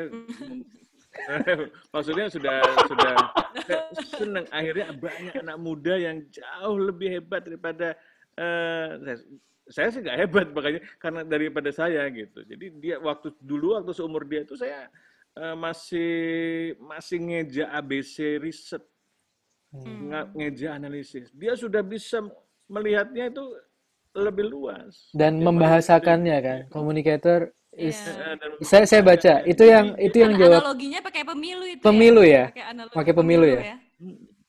Iya. Jadi memang betul dalam riset itu, tadi kan saya bilang banyak kemungkinan hasil riset itu tidak bisa dipercaya karena ada bias yang bisa menjelaskan lain. Bias itu penjelasan lain gitu. Tadi kan penjelasannya apakah obat ini jadi penjelasan kausal gitu kan. Tetapi confoundernya banyak. Kalau misalnya subjeknya yang muda dibandingkan sama yang tua, ya jadi kelompok yang muda itu kelompok secapa, ternyata kelompok yang dapat obat yang ini yang tua gitu. Ya kan ada perbedaan tidak comparable kan? Comparable-nya tidak berarti apa? Umur, muda usia, umur mengaruhi. Di dalam riset kesehatan itu confounder yang bisa memengaruhi selain faktor yang kita mau pelajari obat ya. Confoundernya adalah gender, age, etnis. Ya kan itu nanti kalau kita bisa mengukur lebih precise ya kan dengan teori-teorinya Mas Ahmad Utomo gitu kan yang punya genetik ini gitu kan. Yang punya ini itu juga bisa mengaruhi. Karena itu bisa mengakibatkan mungkin penjelasannya bukan karena obat, tapi karena ini gitu kan. Jadi begitu tajamnya kita sekarang untuk melakukan riset di dalam tahun ini, dalam abad ini adalah di mana variabel molekuler ikut kita ukur. Karena kita sudah mempunyai kemampuan. Bukan variabel makro lagi. Umur itu kan berdasarkan umur Fenotipe saja, yang besar. ya kan? Umur saja kalau ditanya itu bingung gitu. Umurnya berapa? Itu ada yang bilang. Kalau Mas nanya saya, umurnya berapa? Supaya saya kelihatan muda kan saya nggak mau bilang umur saya sesungguhnya. Saya bilang umur baru Segini gitu. 25. Saya nggak jauh beda sama Muhammad Kamil lah 30-an lah gitu. Misalnya seperti itu kan, karena ada cewek di sini. Lah itu confoundingnya itu, Gitu kan. confounding faktornya. Jadi dan makanya dalam survei itu ditanya berapa umur ulang tahun terakhir. Itu juga karena orang suka, misalnya saya 23, saya naikkan 25 gitu kan. Karena orang tuh cenderung suka angka 5, angka 2. Nah itu makanya kalau ngukur umur saja bisa banyak variasi kesalahan karena respon bias, makanya ditanya tanggal berapa lahirnya. Ditanya mana KTP-nya. Itu pun juga belum tentu benar juga loh. Tapi paling tidak sebagian besar oke, benar.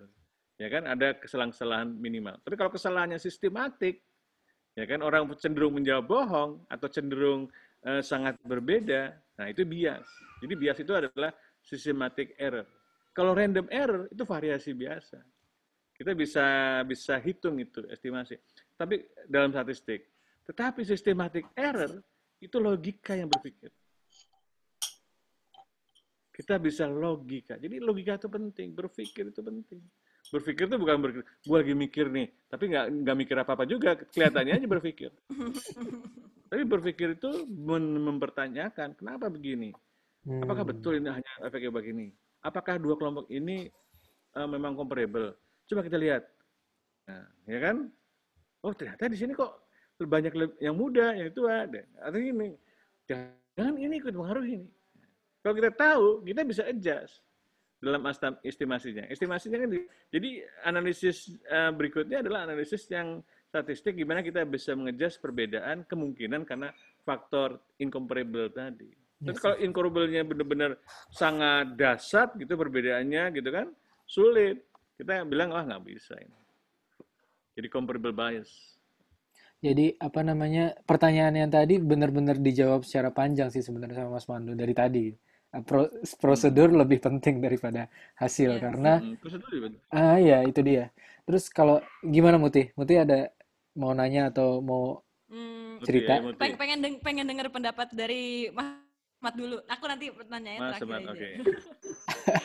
Kalau menurut Mas Ahmad gimana? Ya, apakah di molekular biologi begitu juga? Iya, jadi di masyarakat tuh kayak itu loh udah nyembuhin katanya gitu kan. Kok kita malah ini kan bagus, nggak salah dong itu dipakai, nggak salah kita ngakuin ini kan produk anak bangsa gitu. Ya gitulah. Ada itu bias juga. Betul. Ya Mas Sujiwo Tejo kan mengatakan kalau udah di panggung itu terus udah lupa semua kan, yang penting hasilnya bagus gitu ya. Kalau nggak salah kan gitu. Yes. Nah, cuma salah satu yang saya banggakan itu, waktu saya pernah mentraining anak SMA. Lulusan SMA bingung, anak cerdas, tapi masih nggak ngerti mau masuk SMA. Terus karena temennya itu anaknya kepala lab saya, terus sudah magang dulu. Nah, selama 2 minggu, itu saya ajarin teknik cloning, Mas. Teknik cloning itu ada prosedurnya. Ada prosedurnya strict. Nggak boleh kebalik, nggak boleh ini duluan. Kalau nggak nanti cloningnya gagal itu. Plastiknya nggak bisa masuk ya. Ini cloningnya bukan ini kan Mas kayak cloning DNA. Dolly sheep gitu bukan kan? Bukan cloning DNA. Bukan ya? Ya, jadi waktu itu dari 1 kucing jadi 2 kucing gitu. Enggak, gitu kan, ya, waktu itu saya mau bikin ini transgenik mencit yang bisa ubah genetiknya, dan itu kan dia bawa gen manusia. Nah, orientasi harus benar, karena kalau kebalik itu nanti gennya nggak terekspresi kan. Dan kita akan berbeda gitu ya. Betul, itu udah ratusan juta dolar bisa angus itu gara-gara kebalik. Bayangkan. Nah, makanya itu prosedur itu penting. Saya ajari ke dia selama 2 minggu. Cuma 2 minggu aja, tapi anaknya cerdas ya. Terus saya pergi ke conference di Houston, ditelepon sama bos saya. Ahmad, nanti kamu setelah ini segera balik. Kenapa? Itu anak magang kamu bisa ngoreksi hasil kamu. Oh really gitu, kenapa? You made a mistake, and you is correcting your mistake. Oh wow gitu. Jadi artinya apa? Kenapa anak ini bisa mengkoreksi pekerjaan saya? Karena prosedurnya dia tidak benar. Kalau dia butuh sama sekali, itu kalaupun dia punya hasilnya kebetulan. Dan dunia ini nggak bekerja dengan kebetulan. Artinya begini, kita secara kalita aja. Bagus ketipan. Kita mau mikir aja, kira-kira saya mau makan kemana? Gitu. Itu kan mesti mikir dulu, lewat jalan mana, ya kan? Terus kira-kira macet apa enggak? Terus motor saya ini kira-kira udah saya isi bensin belum? Gitu kan? Mikir kan? Ada namanya prosedur pikir yang harus diikuti. Itu secara alamiah itu manusia melakukan itu. Kita tuh bukan haphazard creatures gitu. We are deliberate creature, kalau kata Ibu Gusti ya, dia deliberate, karena kita selalu memikirkan kalau kita melakukan ini dampaknya apa, itu perlu prosedur. Makanya scientific prosedur itu sebenarnya memudahkan kita kalau kita ngerti filosofinya, seperti tadi Mas Rio katakan. Cuma kan kadang-kadang begini, ketika mahasiswa belajar, mungkin karena profesor udah capek, jadi cuma baca diktat tapi nggak diceritain, gitu loh. Kenapa? Gitu. Makanya sains itu jadi kayak membosankan kan, karena apa? Mahasiswa atau student itu nggak dapat ceritanya. Kenapa sih rumus ini jadi? Kenapa sih air itu suhu mendidihnya 100 derajat?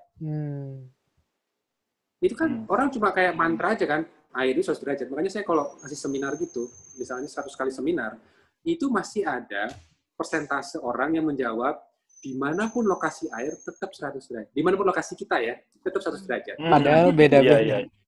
Padahal beda-beda. Itu ada S dan K kan. Dan syarat dan ketentuan berlaku itu berdasarkan bagaimana kita prosedur kita berpikir. Nah, nanti kalau udah jadi master scientist, nah ini sama kayak Mas Jiwo Tejo tadi itu. Kita punya intuisi. Gitu. Jadi oh kayaknya kita bisa rubah dikit nih, hasilnya pasti akan benar. Improvisasi namanya. Tapi tidak berarti dia nggak berproses sama sekali. Gitu.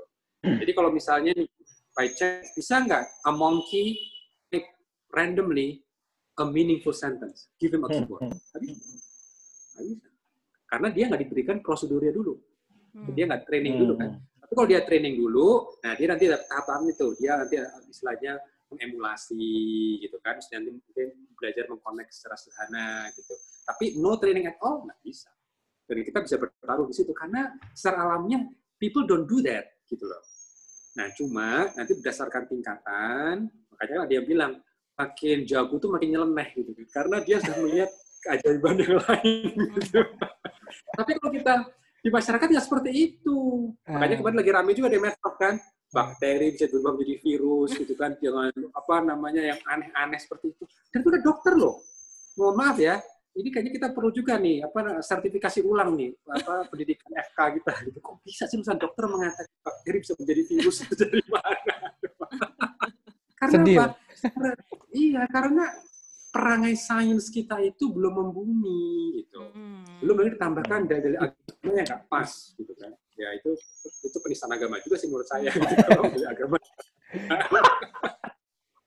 Dan di pendidikan Indonesia tuh tidak diajarkan filsafat ilmu. Ya. Di S1 kedokteran diajarin, cuma saya kayaknya bolos, cuma titip absen sih. Jadi itu sangat nggak menarik, cuma apa? Iya, jadi saya nggak bisa ingat sama sekali. Mengajarkan filsafat ilmu tuh membaca. Karena itu kenapa orang presentasi pakai PowerPoint itu apalagi membaca, apalagi PowerPoint itu cuma kalimat-kalimat aja, ya kan? Itu yang terjadi. Jadi saya sering kali ngajar nggak pakai PowerPoint, saya cuma bawa spidol merah putih itu hijau gitu kan, terus nulis aja di whiteboard. Dan bagaimana proses alur selesai ngajarnya berdasarkan aktivitas mahasiswa. Kalau mahasiswa nanyanya ini yang saya mau harusnya sudah mencapai target ini, ya saya tunda dulu. Karena pertanyaannya masih pertanyaan yang minggu lalu masih belum terjawab. Jadi saya nggak ngejar target. Jadi ngejar pemahaman.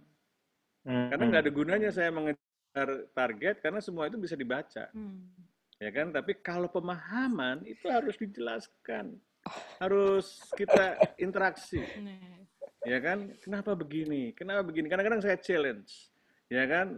Mahasiswa marah kadang-kadang kalau saya challenge. Ya kan? Karena kadang-kadang saya men-challenge sesuatu yang mereka believe banget gitu. Ya kan? Contohnya Mas Rio, saya penasaran nih. Ya, tadi gimana itu pertanyaannya? Yang Nabi Musa itu, gitu kan? Oh iya. Ya, jadi kan itu sangat pilih itu mukjizat dari Tuhan. Ya, apakah Tuhan semudah itu memberikan mukjizat? Ya kan? Dan saya lihat tongkatnya di museum di Istanbul tuh ada tongkatnya Nabi Musa itu, ya kan? Itu biasa, tongkat biasa, ya kan?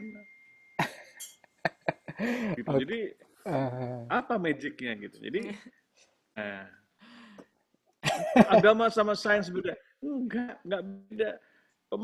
Cara memahami agama, kebesaran Tuhan dengan sains itu lebih enak. Karena setiap itu sebenarnya ada penjelasannya. Ya kan, ada penjelasannya. Kecuali kalau kita nggak mau berpikir. Ya, itu sebabnya kenapa pada abad-abad di mana seorang ulama, pelajar dan ilmuwan itu menjadi satu. Yes. Ibnu Sina misalnya. Ya kan? Dokter pertama lah itu. Itu yang saya pelajari. Saya banyak buku. Kenapa pada masa-masa itu, ya kan, orang yang beragama malah yang begitu mengkaji dalam itu malah lebih produktif. Bagaimana dia bisa mengukur belajar fisika? Bagaimana mereka bisa mempelajari ilmu algoritma? Algoritma kan akrami, ya kan, seorang matematikus yang berjuban. Ya, kalau Mas Ahmad Utomo sekarang berjuban dianggap orang radikal garis keras, padahal seorang lulusan kadrun. Dan seringkali karena pakaian gitu ya, orang berpakaian itu kemudian orang lihat pakaiannya, nggak lihat cara berpikir, nggak lihat otaknya. Orang yang berpakaian itu jadi pakaian jadi penting, image jadi penting, citra jadi penting. Kalau citra jadi penting, ini menjadi penting, ya udah, ya kan? Jadi Kembali cara lagi, berpikir tidak iya, penting. Iya. perangai ilmiah itu yang itu. Padahal bedanya kita dengan makhluk di alam semesta lain itu karena kita bisa berpikir. Dan berpikir itu harus diajarin, dilatih. Itu. Cara Kan? berpikirnya ya, The logic, metode berpikir. thinking, art of thinking. Bukan instan kan? ya, bukan instan yang, dan ini Enggak, bukan bawaan dari lahir. Jenius Bahkan- itu enggak bawaan dari lahir. bahkan kalau secara civilization ini evolusi yang panjang gitu. Misalnya perbedaan di Indonesia, ini kan Indonesia yang di titik ini literasinya segini itu adalah produk dari berapa dekade kan, bukan karena Jadi orang pemahaman Indonesia itu lebih pemikiran. males. Seperti saya juga tadinya nggak tahu bagaimana memahami pandemi ini. Ya kan? Jadi saya berusaha akses ke data. Wah, datanya kok kacau kayak gini gitu kan. Jadi saya harus memperbaiki dulu. Nggak mungkin saya dapat secondary data kemudian langsung saya analisis. Harus cek dulu ini datanya benar nggak? Kok ada yang aneh, ada yang itu, dan terus saya diulang. Dengan demikian kita walaupun masih ada masalah di data, kita ngerti kelemahan datanya. Nah, mengerti kelemahan itu juga bukan berarti tidak ini baik. Jadi kita tahu asumsi kita belum tentu valid. Kan orang bilang kalau sudah p-value lebih kecil dari 0,5 Valid. secara statistik signifikan pasti valid. Ya, itu yang saya sebut sebagai abuse of statistic. Kalau mahasiswa-mahasiswa saya udah tahu tuh. Satu-satunya yang ngajar di FKMU itu yang ngajar anti p-value. Ya kan? Saya setuju loh. Di mana dunia mendewakan p-value gitu kan. Jadi nyembah-nyembah kalau lebih besar dari 0,5 kan, wah tidak ada signifikan. Pak, bisa nggak diusahakan signifikan? Nanti nggak lulus saya. Sampai publikasi di jurnal pun dilihatnya p-value. Kalau p-value-nya lebih kecil dari 0,05, itu dalam masa-masa tertentu pernah dipublikasi sebagai persyaratan untuk publikasi internasional. Belum tentu yang dipublikasi itu valid loh. Makanya kita waktu pendidikan tuh setiap minggu itu ada namanya critical review. Dikasih nih jurnal appraisal. Yang saya pilih itu biasanya artikel yang ditulis oleh prof saya. Pertama kali dia marah. Seperti tadi Mas Ahmad Utomo dikatakan metodenya ada yang salah, marah gitu. Tapi kan kemudian saya ajarin seharusnya begini-begini. Oh, thank you. Kayak gitu. Karena itu men-challenge saya. Guru saya itu aja bisa salah. Gitu kan? Dan kalau saya bisa menemukan kesalahan guru saya udah belajar. Sudah saya mendapatkan ilmunya. Jadi kayak gitu. Jadi semangatnya tuh semangat bukan mau menjatuhkan guru saya. Saya kan lagi di mentoring oleh dia. Dia juga bisa bilang tidak lulus. Gitu. Gak bisa jadi PhD saya, ya kan, ya kan. Tapi kan bukan itu ya, bukan itu, benar-benar. Jadi berpikir itu penting. Jadi dalam memahami konteks, ya nanti vaksin studi gitu kan. Pertanyaannya penting lah, misalnya vaksin kan kandidat juga macam-macam. Yang ada yang dibuat virus dimatikan, ada yang mengambil bagian dari protein virus, bagian ini. Kalau saya orang awam, semuanya genetik itu. Saya orang awam itu saya bilang begini, coba semua virus kandidat vaksin itu dijadikan satu aja, dicampur kayak teman ini supaya nggak tahu yang mana gitu. yang paling bisa bagus, bisa sekaligus kan. Tapi kan apakah justify, ya kan? Apakah secara scientific justify? Nah, secara scientific justify. Seperti menggabungkan antara chloroquine dengan zinc atau dengan yang lain untuk itu. Apakah justify, ya kan? Apakah ada explanation, scientific explanation-nya bahwa kalian tuh mau gabung ini akan jauh lebih baik. Kemudian kita uji coba lagi secara eksperimental, ya kan? Karena eksperimental itu penting. tanpa eksperimental kita nggak tahu apa-apa. Itu karena itu menguji lagi asumsi pertanyaan-pertanyaan kita. Jadi proses untuk memahami alam semesta ini juga memahami itu juga gitu. Ya kan, kemarin saya disuruh presentasi di Menteri Perekonomian untuk mengestimasi kebutuhan vaksin. Saya bilang, saya nggak mau mengestimasi. Kenapa? Vaksin belum ada. Ya kan? Dia juga nggak tahu vaksinnya seberapa besar efektivitasnya. Ya kan? Daya proteksinya berapa lama. Masih banyak misteri di dalam pandemi ini. Nah, itu tantangan terbesar untuk menjadi generasi muda untuk belajar. Makanya saya sering ngomong kayak gitu juga sambil belajar. Saya juga mengedukasi banyak orang supaya bahwa ini fenomena yang tidak terjadi dalam waktu dekat. Kita pelajari, ada efek di media sosial, ada efek politisnya. Jadi ilmu politis juga bisa belajar bagaimana pengambilan keputusan, bagaimana dampak ekonominya, orang ekonomi juga bisa belajar. Semalam saya presentasi di FISIP UI, webinar, saya bilang, saya tantang kalian harus bisa bikin sosiologi pandemi. Gugat ilmu kalian, gugat keyakinan-keyakinan terhadap dogma-dogma ilmu Yang lama. pengetahuan sosiologi. Ya kan? Ini tahap besar. Wah, mereka tertantang banget gitu kan. Ternyata di dalam setiap ada masalah itu ada opportunity. Kalau kita berpikir. Kuncinya kita berpikir. Untuk berpikir itu butuh kerendahan hati. Butuh kejujuran. Oh iya, saya bisa salah. Coba Mas Ahmad Utomo tadi reaksinya gini. Mana mungkin anak SMA Iya, anak SMA. bisa lebih baik ke saya. Itu pasti ada yang salah. Saya. Jangan dipercaya, Prof. Saya yang lebih pinter. Saya kan kandidat PhD. Kan? Tapi apa betul gitu? Dicek lagi gitu. Itu yang sering terjadi. Iya, gitu. Ya gitu. Jadi proses itu lebih penting dibandingkan hasil. Ya kan? Karena proses itu kita belajar sebagai manusia. Nice. Ya, jadi prosedur itu proses maksudnya. Kira-kira gitu. Wow. Aku punya pertanyaan lanjut dong jadi buat Mas Pandu sama Mas Ahmad. Ini nanya bodoh-bodohan sih ya sebenarnya. Tentang proses dan Orang hasil pinter ini. itu dilihat dari pertanyaan. Nah, bukan dari jawaban. Jadi ke pressure. Jadi ke pressure. Enggak, sebenarnya kalau misalnya aku dari pandangan awam ya, masa aku keluar dari background biomedisku gitu, aku lihat ke awam, lah kan hasilnya positif, hasilnya ada efeknya lah gitu untuk orang yang mendapatkan obat itu. Lah terus hal terburuk yang bisa terjadi apa sih memangnya kalau misalnya memang prosesnya itu tidak baik gitu atau ada kurangnya? Apakah cuma side effect aja atau emang siapa yang rugi gitu kalau misalnya memang kita cuma look after hasil aja gitu di dalam clinical trial ini. Kok baik kok, kenapa nggak dicoba? Kok baik kok ada, atau mungkin ada yang rugi tapi kan efeknya tetap ada yang positif gitu.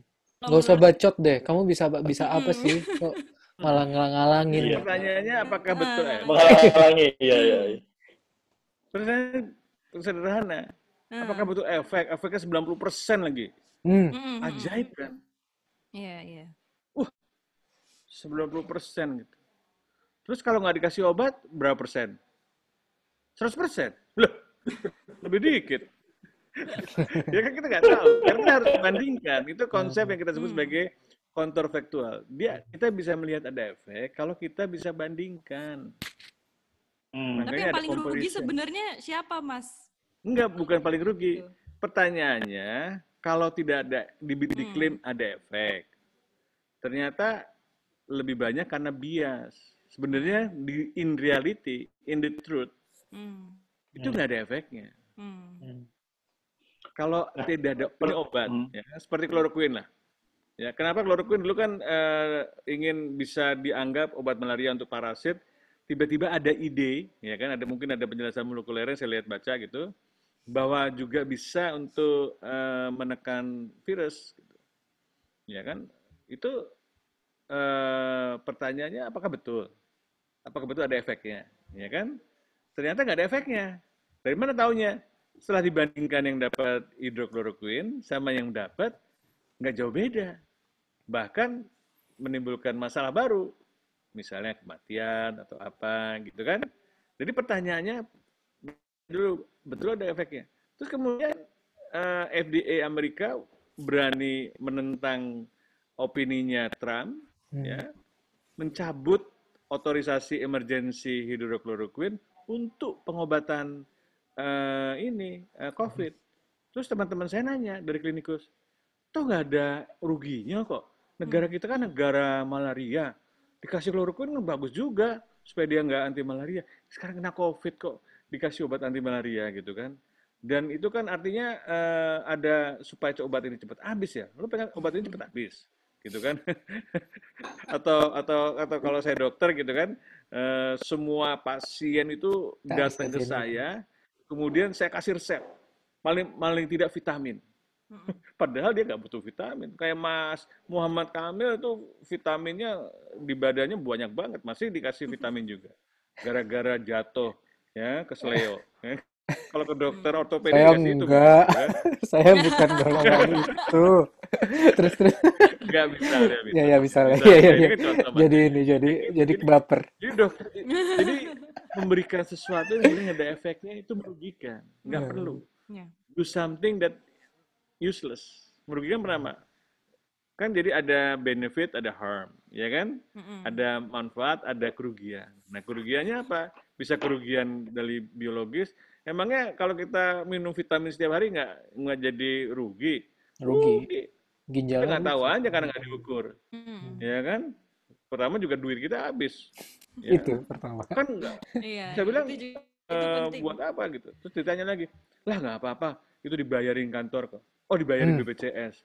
Ya terang aja BPJS bangkrut, semuanya digituin.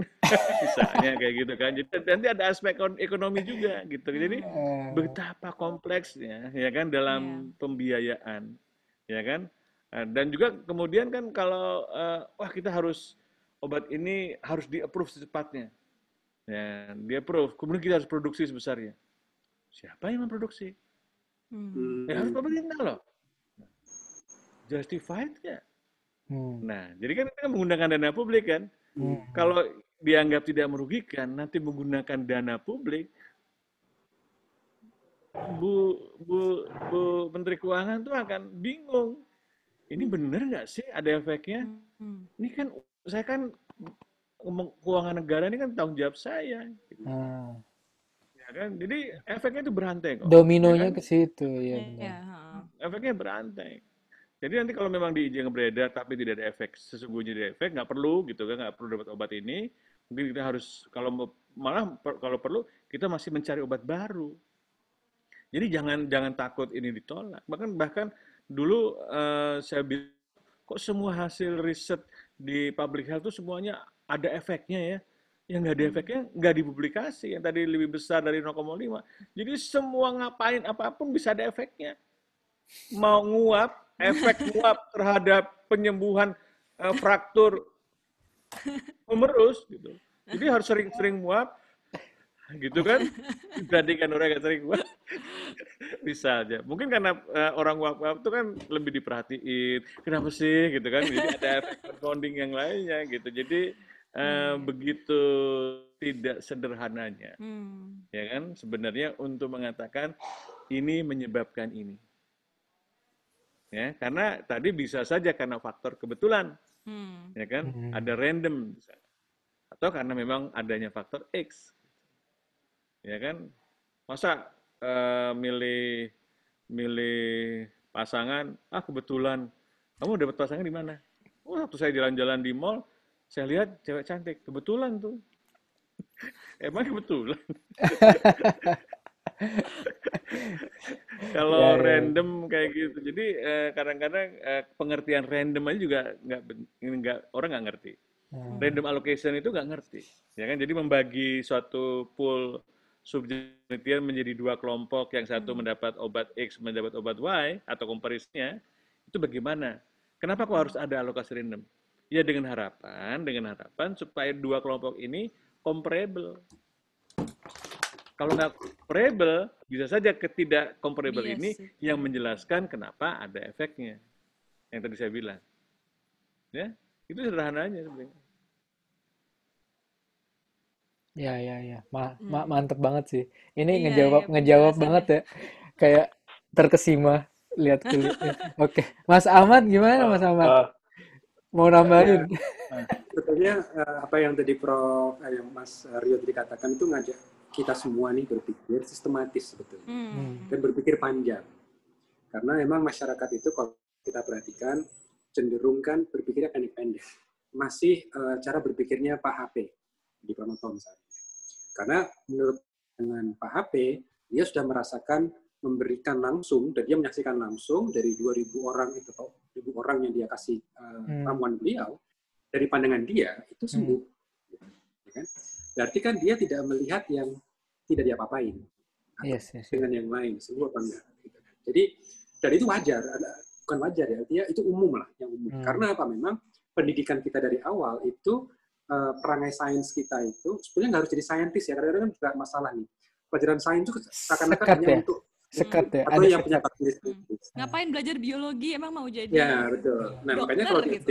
yang saya bina ini di Mafatih, itu anak-anak itu kita ajarin sains, itu sebenarnya bukan supaya mereka jadi ilmuwan, bukan. Tetapi mereka nanti perangai sainsnya ada. Bisa berpikir kritis. Ada namanya komparasi. Misalnya nih, kertas dibandingkan batu, dijatuhin. Mana duluan? Mana duluan, ayo. Tergantung beratnya. tergantung sih, tergantung. Tergantung beratnya. Apa coba? Kira-kira jatuhnya duluan mana? Secara intuisi, ya pasti kami bilangnya mengatakan batu. Duluan batu. Tapi tergantung kan. Pertama, kita tingginya, hidup ininya. Kalau tingginya sama pasti, nah kalau tingginya sama gimana nih? Berarti kita harus lihat si kertas itu secara helai atau kita ini namanya kita jadi kelompok gitu. Nah, saya minta anak-anak itu langsung membandingkan, praktekkan, gitu. Sehingga mereka bisa menyaksikan sendiri. Karena ada bedanya cuma baca sama praktek. Gitu. Nah, kenapa saya ingin mengajari mereka cara berpikir seperti komparasi seperti ini supaya mereka melekat. Entah mereka mau jadi dokter nantinya, menjadi satpam, misalnya menjadi administrator, itu cara berpikir komparasi itu melekat. Gitu. Harus ada namanya perbandingan. Sehingga nanti ketika orang mau jualan apapun berdasarkan testimoni mereka berpikir kritis. Memang yang sebut cuma yang dikasih itu. Kalau nggak dikasih gimana? Gitu kan. Ada kasih obat yang lain seperti apa? Bahkan yang namanya p-value itu justru kalau kita mau mengkomparasi bahwa dua ini sama bagus khasiatnya, jangan sampai p-value-nya berbeda. Justru kita cari yang tidak berbeda. Oh, berarti bagus nih. Sama-sama kan berarti kan? Jadi artinya apa? Artinya memang tadi harus diajak berpikir komparasi. Lalu berpikir panjang, dampaknya apa? Ya, seperti tadi kan biayanya ini siapa yang tanggung? Makanya kenapa kok biaya BPJS jadi mahal? Karena kita mungkin boros tadi, karena nggak mau berpikir panjang. Nah, makanya di sini memang tantangan kita juga bagaimana mengkomunikasikan sains yang sebetulnya nggak rumit, itu menjadi bahasa yang mudah dipahami. Nah, setuju. Ya, iya kan masalah kita itu kan komunikasikan itu kan salah kaprah gitu. Misalnya nih, yang mati kan cuma 2%. Masih ingat dari awal-awal. Iya. Jangan khawatir. Yang mati cuma 2%. 2%. 2% kali 200 juta itu berapa banyak sih? Iya. 4 juta. Yang kedua, mereka lupa 2% itu hasil perjuangan yang luar biasa di kamar-kamar isolasi, di kamar ICU. Karena yang butuh itu sekitar 20%, 1 dari 5. Loh, tapi kan banyakan yang mati karena DB, mati karena kanker, karena jantung, segala macam. Mereka lupa dimensi waktu. Orang sakit kanker itu sakitnya gantian. Gak bareng-bareng. Gitu kan? Yang masalah ketika bareng kan. Jadi mereka harus berpikir dimensi bukan cuma satu aspek yaitu jumlah. Angka doang. Iya, time. Sama kenapa kok kita bisa ekonomi kolaps kalau bank itu kolaps? Karena orang rush. Semua serempak janjian, ayo kita ngambil 100.000 bareng jam 8. Seluruh Indonesia narik bareng. Itu pasti bingung gitu loh. Kolaps. Konsep itu. Nah, jadi artinya berpikir secara komprehensif itu penting. Dan memang perlu latihan. Makanya saya nggak percaya dengan konsep otodidak. Otodidak itu kan seakan belajar sendiri kan. Seakan-akan Itu kalau menurut saya itu nggak benar juga. Manusia nggak seperti itu. Kalau kita misalnya baca Iqra, misalnya kan, Iqra bismi rabbikal ladzi khalaq, khalaqal insana min 'alaq, Iqra wa rabbuka 'allamal insana ma lam ya'lam. Pertanyaannya, manusia pertama baca dari mana? Nah, 'allamal insana ma lam ya'lam. Allah misalnya ngajari Adam, ini loh. Nah, artinya konsepnya apa? Manusia berpikir itu nggak ujuk-ujuk. Nah, kalau ilmu ada kredonya itu, we are standing on the shoulder of giants. Artinya apa? Ilmu kita ini, itu ada pendahulu kita. Ada salafus sholehnya juga lah istilahnya kalau di bahasa agama ya. Jadi nggak boleh ilmuwan itu menganggap aku yang menemukan semuanya. Enggak. Kita punya kiainya juga. Kiai belajar kiainya, kiai belajar kiainya. Jadi sebetulnya pendidikan agama itu dalam sains, itu kalau diselaraskan itu wonderful banget. Cuma kadang-kadang kita agama sendiri, sains sendiri. Tapi kalau itu, ini umat Islam di Indonesia ya, kalau mereka ngerti agama dan sains itu cara berpikirnya benar, kita ini bisa rahmatin alami beneran. Karena kita jadi umat yang betul-betul ngerti nih, mendudukkan seperti tadi. Kayaknya, apa sih masalahnya? Mau itu juga aman-aman aja. Nah, itu nggak akan terjadi kalau kita konsep tadi dipahami. Very nice. Oke, udah lumayan panjang nih semuanya, gila udah kayak ini nih. Oke, gimana?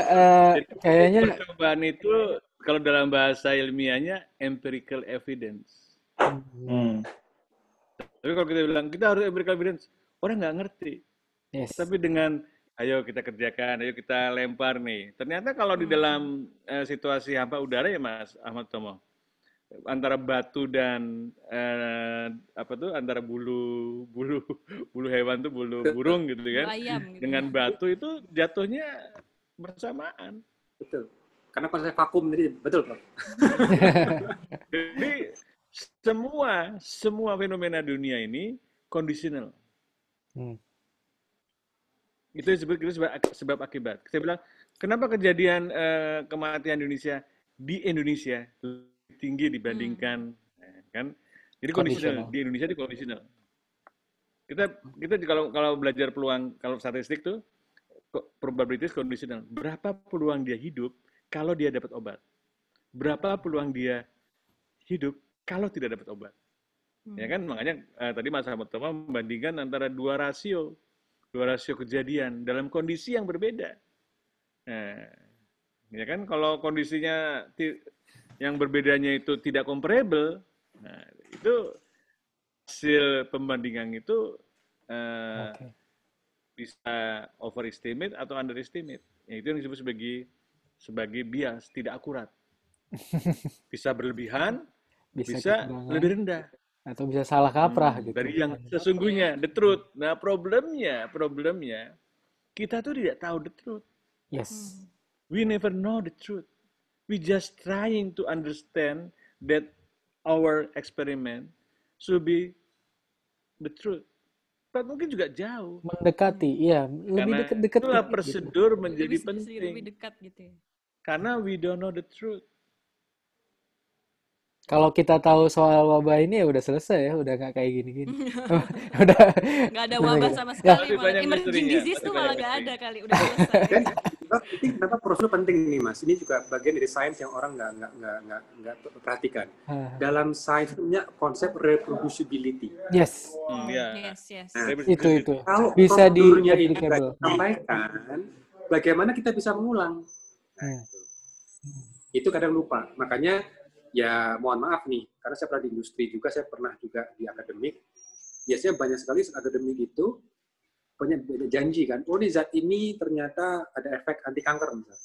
Tapi ketika diserap oleh industri, diulang di industri, enggak, hilang, enggak ada. Nah, itu menunjukkan tidak reproducible. Kenapa? Karena ada bias-biasnya mungkin, karena tertekan harus segera lulus misalnya gitu kan. Terus jadi benar. Terus bagusin gitu kan, ada efeknya. Makanya seperti Prof dikatakan, semua kok berefek semua sih gitu kan. Tapi industri, karena dia menjual sesuatu ke masyarakat, dia harus pastikan ini harus punya value. Itu nggak ada efeknya, gitu kan. Nah, dia berusaha copy kan, prosedur tadi itu. Begitu diulang, kok nggak keluar, nggak sama hasilnya. Nah, sains itu di situ, ada reproducibility. Nah, reproducibility nggak bisa dilakukan. Makanya kenapa sampai sekarang kita nggak bisa bikin Borobudur baru? Karena prosedurnya nggak ditulis. Iya. Mas Ahmad mau tanya boleh? Apa? Kalau di sains itu prosedur boleh dipercepat nggak? Nah ini yang tanggapannya awam seperti itu. Oke lah sesuai metodologi. Nah prosedur kan bisa dipercepat. Contohnya seperti statement presiden ya, yang bisa nggak 3 bulan jadi. Nah itu kenyataannya itu masih di dalam kerangka saintifik atau ya nggak mungkin prosedur di sains itu ya misalkan tahap pertama ya harus selama ini gitu loh, dalam dimensi waktu ya. Iya, jadi memang nanti kita harus lihat juga biologinya dulu, mekanisme yang kita ketahui. Jadi misalnya vaksin nih, kita mau percepat kan 3 bulan katanya. Sebetulnya bisa. Tapi maksudnya begini, jadi prosedur itu tetap penting, tapi kan dari tahap A, B ke C ke D itu kan ada logikanya. Kenapa sih A dulu baru itu B atau C ya kan? Ya. Logika itu kalau kita ketahui logikanya, dengan inovasi kita bisa jadi mempercepat. Yes. Misalnya nih, kita tahu prosedur A itu biasanya butuh waktu misalnya 2 jam. Tetapi kita punya inovasi nih, bisa lebih efisien misalnya pengerjaannya. Jadi emang tinggal 10 menit, karena kita bisa mengefisiensikan misalnya. Jadi di-doublingnya di situ. Tapi itu harus berdasarkan logika juga. Jadi cuma jangan begini, A, B ke C, yang B-nya dihilangin. Ujuk-ujuk. Kayak juga gitu. Ya, tapi B-nya tetap dilakukan, cuma kita bisa meminimalisir bahkan sampai seakan-akan B nggak ada. Tapi B-nya tetap ada gitu loh, ngerti nggak Mas? Nah, itu misalnya vaksin nih. Kenapa sih vaksin salah satu kenapa butuh waktu lama? Kan namanya observasi. Nah, kenapa seperti itu dikasih waktu? Karena kita ingin paparan seorang ini, 2 kelompok antara placebo sama yang divaksinasi, itu kan secara alami kan. Misalnya diberikan pada nakes. Jadi kalau di Brazil itu justru jelas itu yang direbut adalah nakes. Karena nakes kok mungkin dia terpapar. Paparannya. Iya, kalau Ahmad Utomo karena saya lebih banyak work from home, ya saya mungkin jelek jadi rekrut karena saya kemungkinannya jarang gitu kan. Iya. Tapi ada dipercepat. Caranya dipercepat gimana? Ini banyak diskusi juga nih di kalangan ilmuwan. Memang agak gila. Jadi 2 kelompok placebo sama vaksin. Ya, mungkin Mas Rio tahu nih. Lalu dimasukkan ke ruangan khusus, dipaparkan secara deliberate, secara sengaja, dengan virus beneran, live virus. Langsung kita ukur. Gitu. Jadi orangnya dimasukkan ke BSL 4 atau BSL 3 atau BSL 4. Jadi nggak boleh keluar dengan masuk gitu. Tanpa proteksi. Yeah. Tanpa proteksi. Jadi dikasih virus langsung. Tapi divaksin dulu, diukur. Oh, udah dikasih vaksin, oke, sel T-nya naik, sel B-nya produksi, very good. Semua by all means antibody-nya sudah ready to go gitu kan. Oke. Lepaskan semua APD, masuk ke sini, tutup, paparkan. Hirup ini 1 juta partikel virus. We want to see what's happened to you. Ini kita lakukan dengan monyet. Itu namanya challenge studies. Dan kita bisa tahu kenapa di challenge studies itu monyet yang sudah tervaksinasi bebas, parunya bersih, no effect clinic. Nah, kita primer juga kan seperti monyet sebetulnya. Beda tipis lah. Kayaknya ada kelaparan kayak monyet kan. Karena besar monyet. Ya, highly similar gitu kan. Ya, tapi kan Allah Saya gorila. Nah, itu kan challenge tadi. Jadi kalau misalnya dia mau mengatakan 3 bulan, ya sudah. Oh iya, belum kutub. Nah, itu kita perlu kesepakatan sebagai peradaban. Do we want to go that route apa tidak? Makanya sains tidak berdiri di ruang hampa, ada namanya norma juga. Ethical. Nah, etika juga menarik nih, karena perspektif etika ini kan ada dari sisi budaya, dari sisi agama, ada dari masing-masing juga kan. Nah, ini bagaimana? Kalau misalnya kita mau cepat, nggak bisa. Di monyet itu cukup sebulan langsung dapat hasil itu. Mana yang terproteksi, mana yang enggak. Cuma kalau ada placebo, yang dapat placebo, kita siap nggak? Ketika si relawan ini ternyata muntah darah misalnya, kita siap nggak dengan mitigation plan-nya? Itu yang menjadi pertanyaan besar. Belum lagi kompensasi 2 miliar buat orang ini dengan muntah darah tadi itu bisa diterima nggak misalnya? Tapi cepat hasilnya, cepat. Tapi kalau misalnya dia sepakat, oke, bagian jihad kami, dia siap jadi relawan gitu kan, mati syahid misalnya, gitu ya. Ya, do it. Gitu. Karena kita sudah sepakati ini mungkin cara yang bagus. Sepakat. Karena kita sudah tahu resikonya, somebody has to do it, gitu kan, for the good of mankind, gitu kan. And I'm willing to take the risk without payment, misalnya. Nah, itu hal yang bisa kita eksplorasi, ya kan. Dan dia bukan tawanan loh, dia bukan di penjara. Beda sama Nazi dulu, ya kan? Iya. Nanti Dia sama sengaja Jepang, iya iseng ke manusia kan, ke iya, ras Ada tertentu, kita dicoba informannya, semua. ada kapan informannya. nah, berarti konsep itu juga ada logikanya. Kenapa kita ada namanya neurobetrayal, kita belajar dari situ. Kenapa ada namanya etika. Itu panjang perjalanannya dan itu ada ceritanya gitu. Bukan cuma rule yang seakan-akan menyusahkan gitu, bukan. Itu ada cerita di balik itu. Ya, cuma kan cerita-cerita itu kan nggak disampaikan. Yes. Atau diceritakan secara membosankan. Jadi ya, enggak. Akhirnya nggak tersampaikan. Nah. Oke, kira-kira Dan itu pun tidak dipilih karena kita ingin melihat efek secara natural. Dari waktunya. Bukan hanya sekedar punya efek saja. Bagaimana itu kan dua kelompok itu benar-benar sangat homogen. Padahal begitu masuk ke masyarakat luas yang sangat heterogen dengan macam-macam, tidak ada mungkin presentatif. kita nggak tahu. Iya, tidak ada presentatif. Kita ingin melihatnya, nah secara kehidupan nyata itu orang yang diberi vaksin dengan ini karena sama tidak tahu gitu kan, dengan perilaku sehari-hari yang bervariasi, apakah lebih baik, lebih rendah untuk yang mengalami infeksi dibandingkan yang tidak mendapat vaksin. Dan walaupun sudah terbukti ada efeknya. Begitu diproduksi dan dilempar ke masyarakat lebih luas, itu masih harus pengawasan keamanannya jauh lebih ini. Uji klinis ada namanya tahap 4. post marketing surveillance. Yes. Ya, kalau ada sesuatu yang terjadi, Ditarik. itu ditarik lagi. Contoh vaksin dengue. Vaksin dengue itu multi-center study di beberapa negara Asia, di Indonesia juga beberapa kota. Sudah approve. Kemudian di launching pertama di ini, saya nggak tahu bagaimana prosesnya ya, saya udah lupa baca itu waktu itu, di Filipina. Wah, terjadi efek samping sampai kematian. Itu sampai di stop lagi, ya kan? Walaupun pertama kali defensif, biasalah kalau jadi ini kan kita harus defensif dalam wah ini enggak ini banyak lah. Sampai dituntut Menteri Kesehatannya yang menyetujui pemanfaatan vaksin dengue yang sebenarnya masih diragukan juga, masih ada diskusi kontroversi yang konsensusnya belum solid gitu. Indonesia agak menunda, mungkin Indonesia menunda. Coba kalau Indonesia kena rame juga tuh dengue, ya kan? Kan kita kan negeri yang juga dengue-nya banget gitu, walaupun tergantung musim ya, tergantung musim. Nah ini yang menurut saya memang kehati-hatian, karena kita tuh menghadapi manusia, kita respect terhadap manusia, dan kita tuh harus tahu bahwa kita tuh banyak nggak taunya, nggak taunya, makanya saya tuh malu banget dianggap ahli itu paling ahli.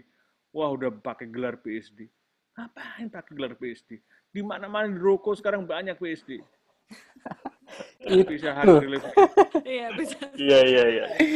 Itu cuman semacam penghargaan sudah memberikan suatu proses akademis yang bikin proposal, defensif, dan cuma itu. Cuman itu. Nanti karya selanjutnya, ide selanjutnya, itu yang jauh lebih penting. Nah itu nggak butuh gelar, butuh kejujuran dan passionate. Dan juga mungkin opportunity. Nice. Gila, udah kayak ini ya, kuliah berapa SKS yang sangat bermanfaat. Iya. Makasih banget Mas. Aku minta closing statement soal ini nih.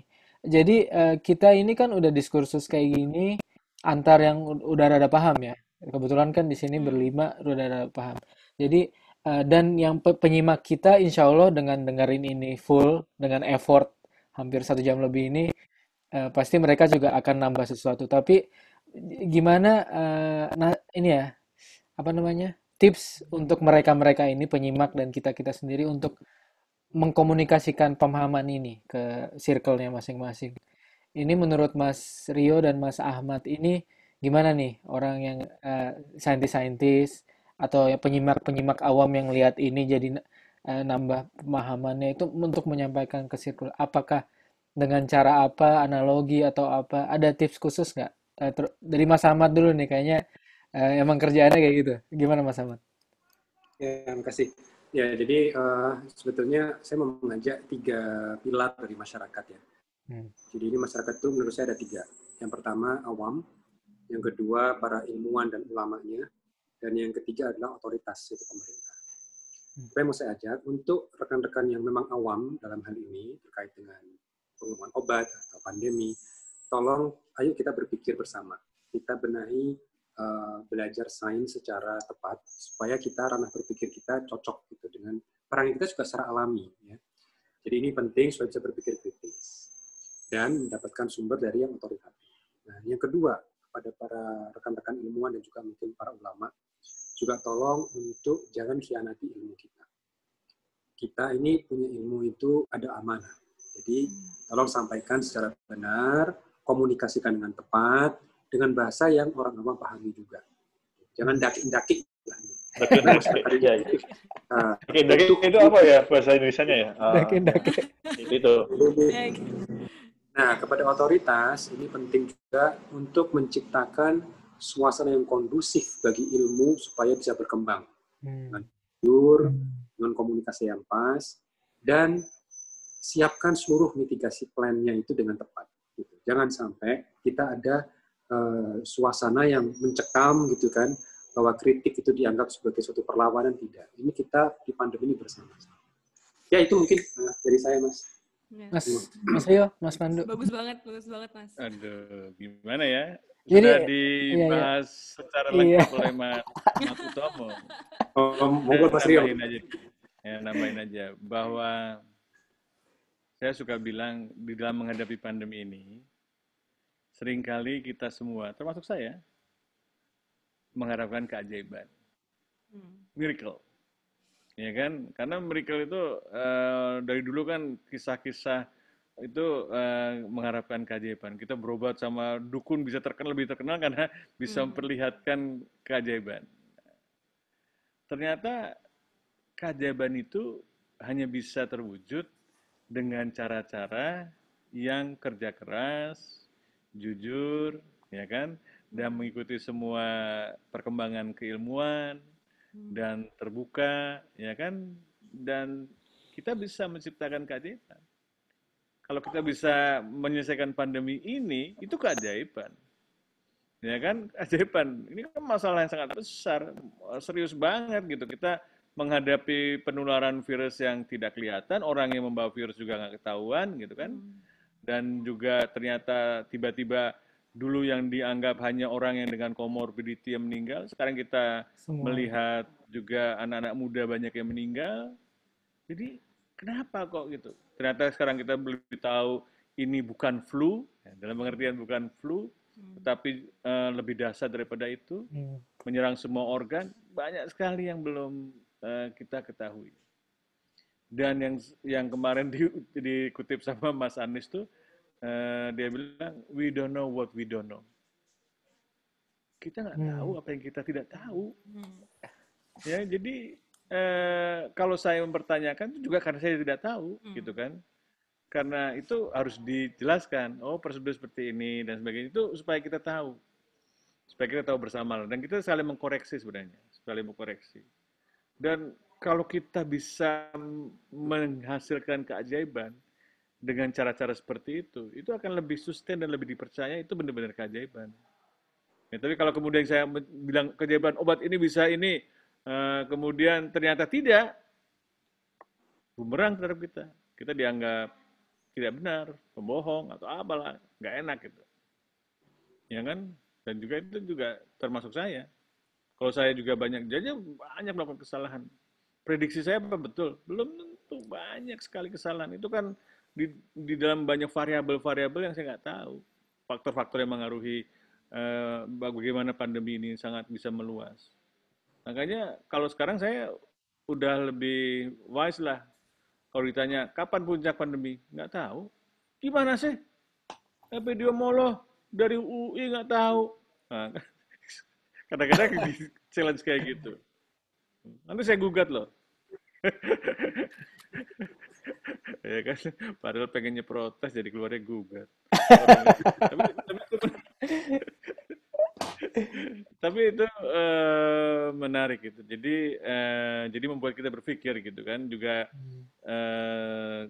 oke lah.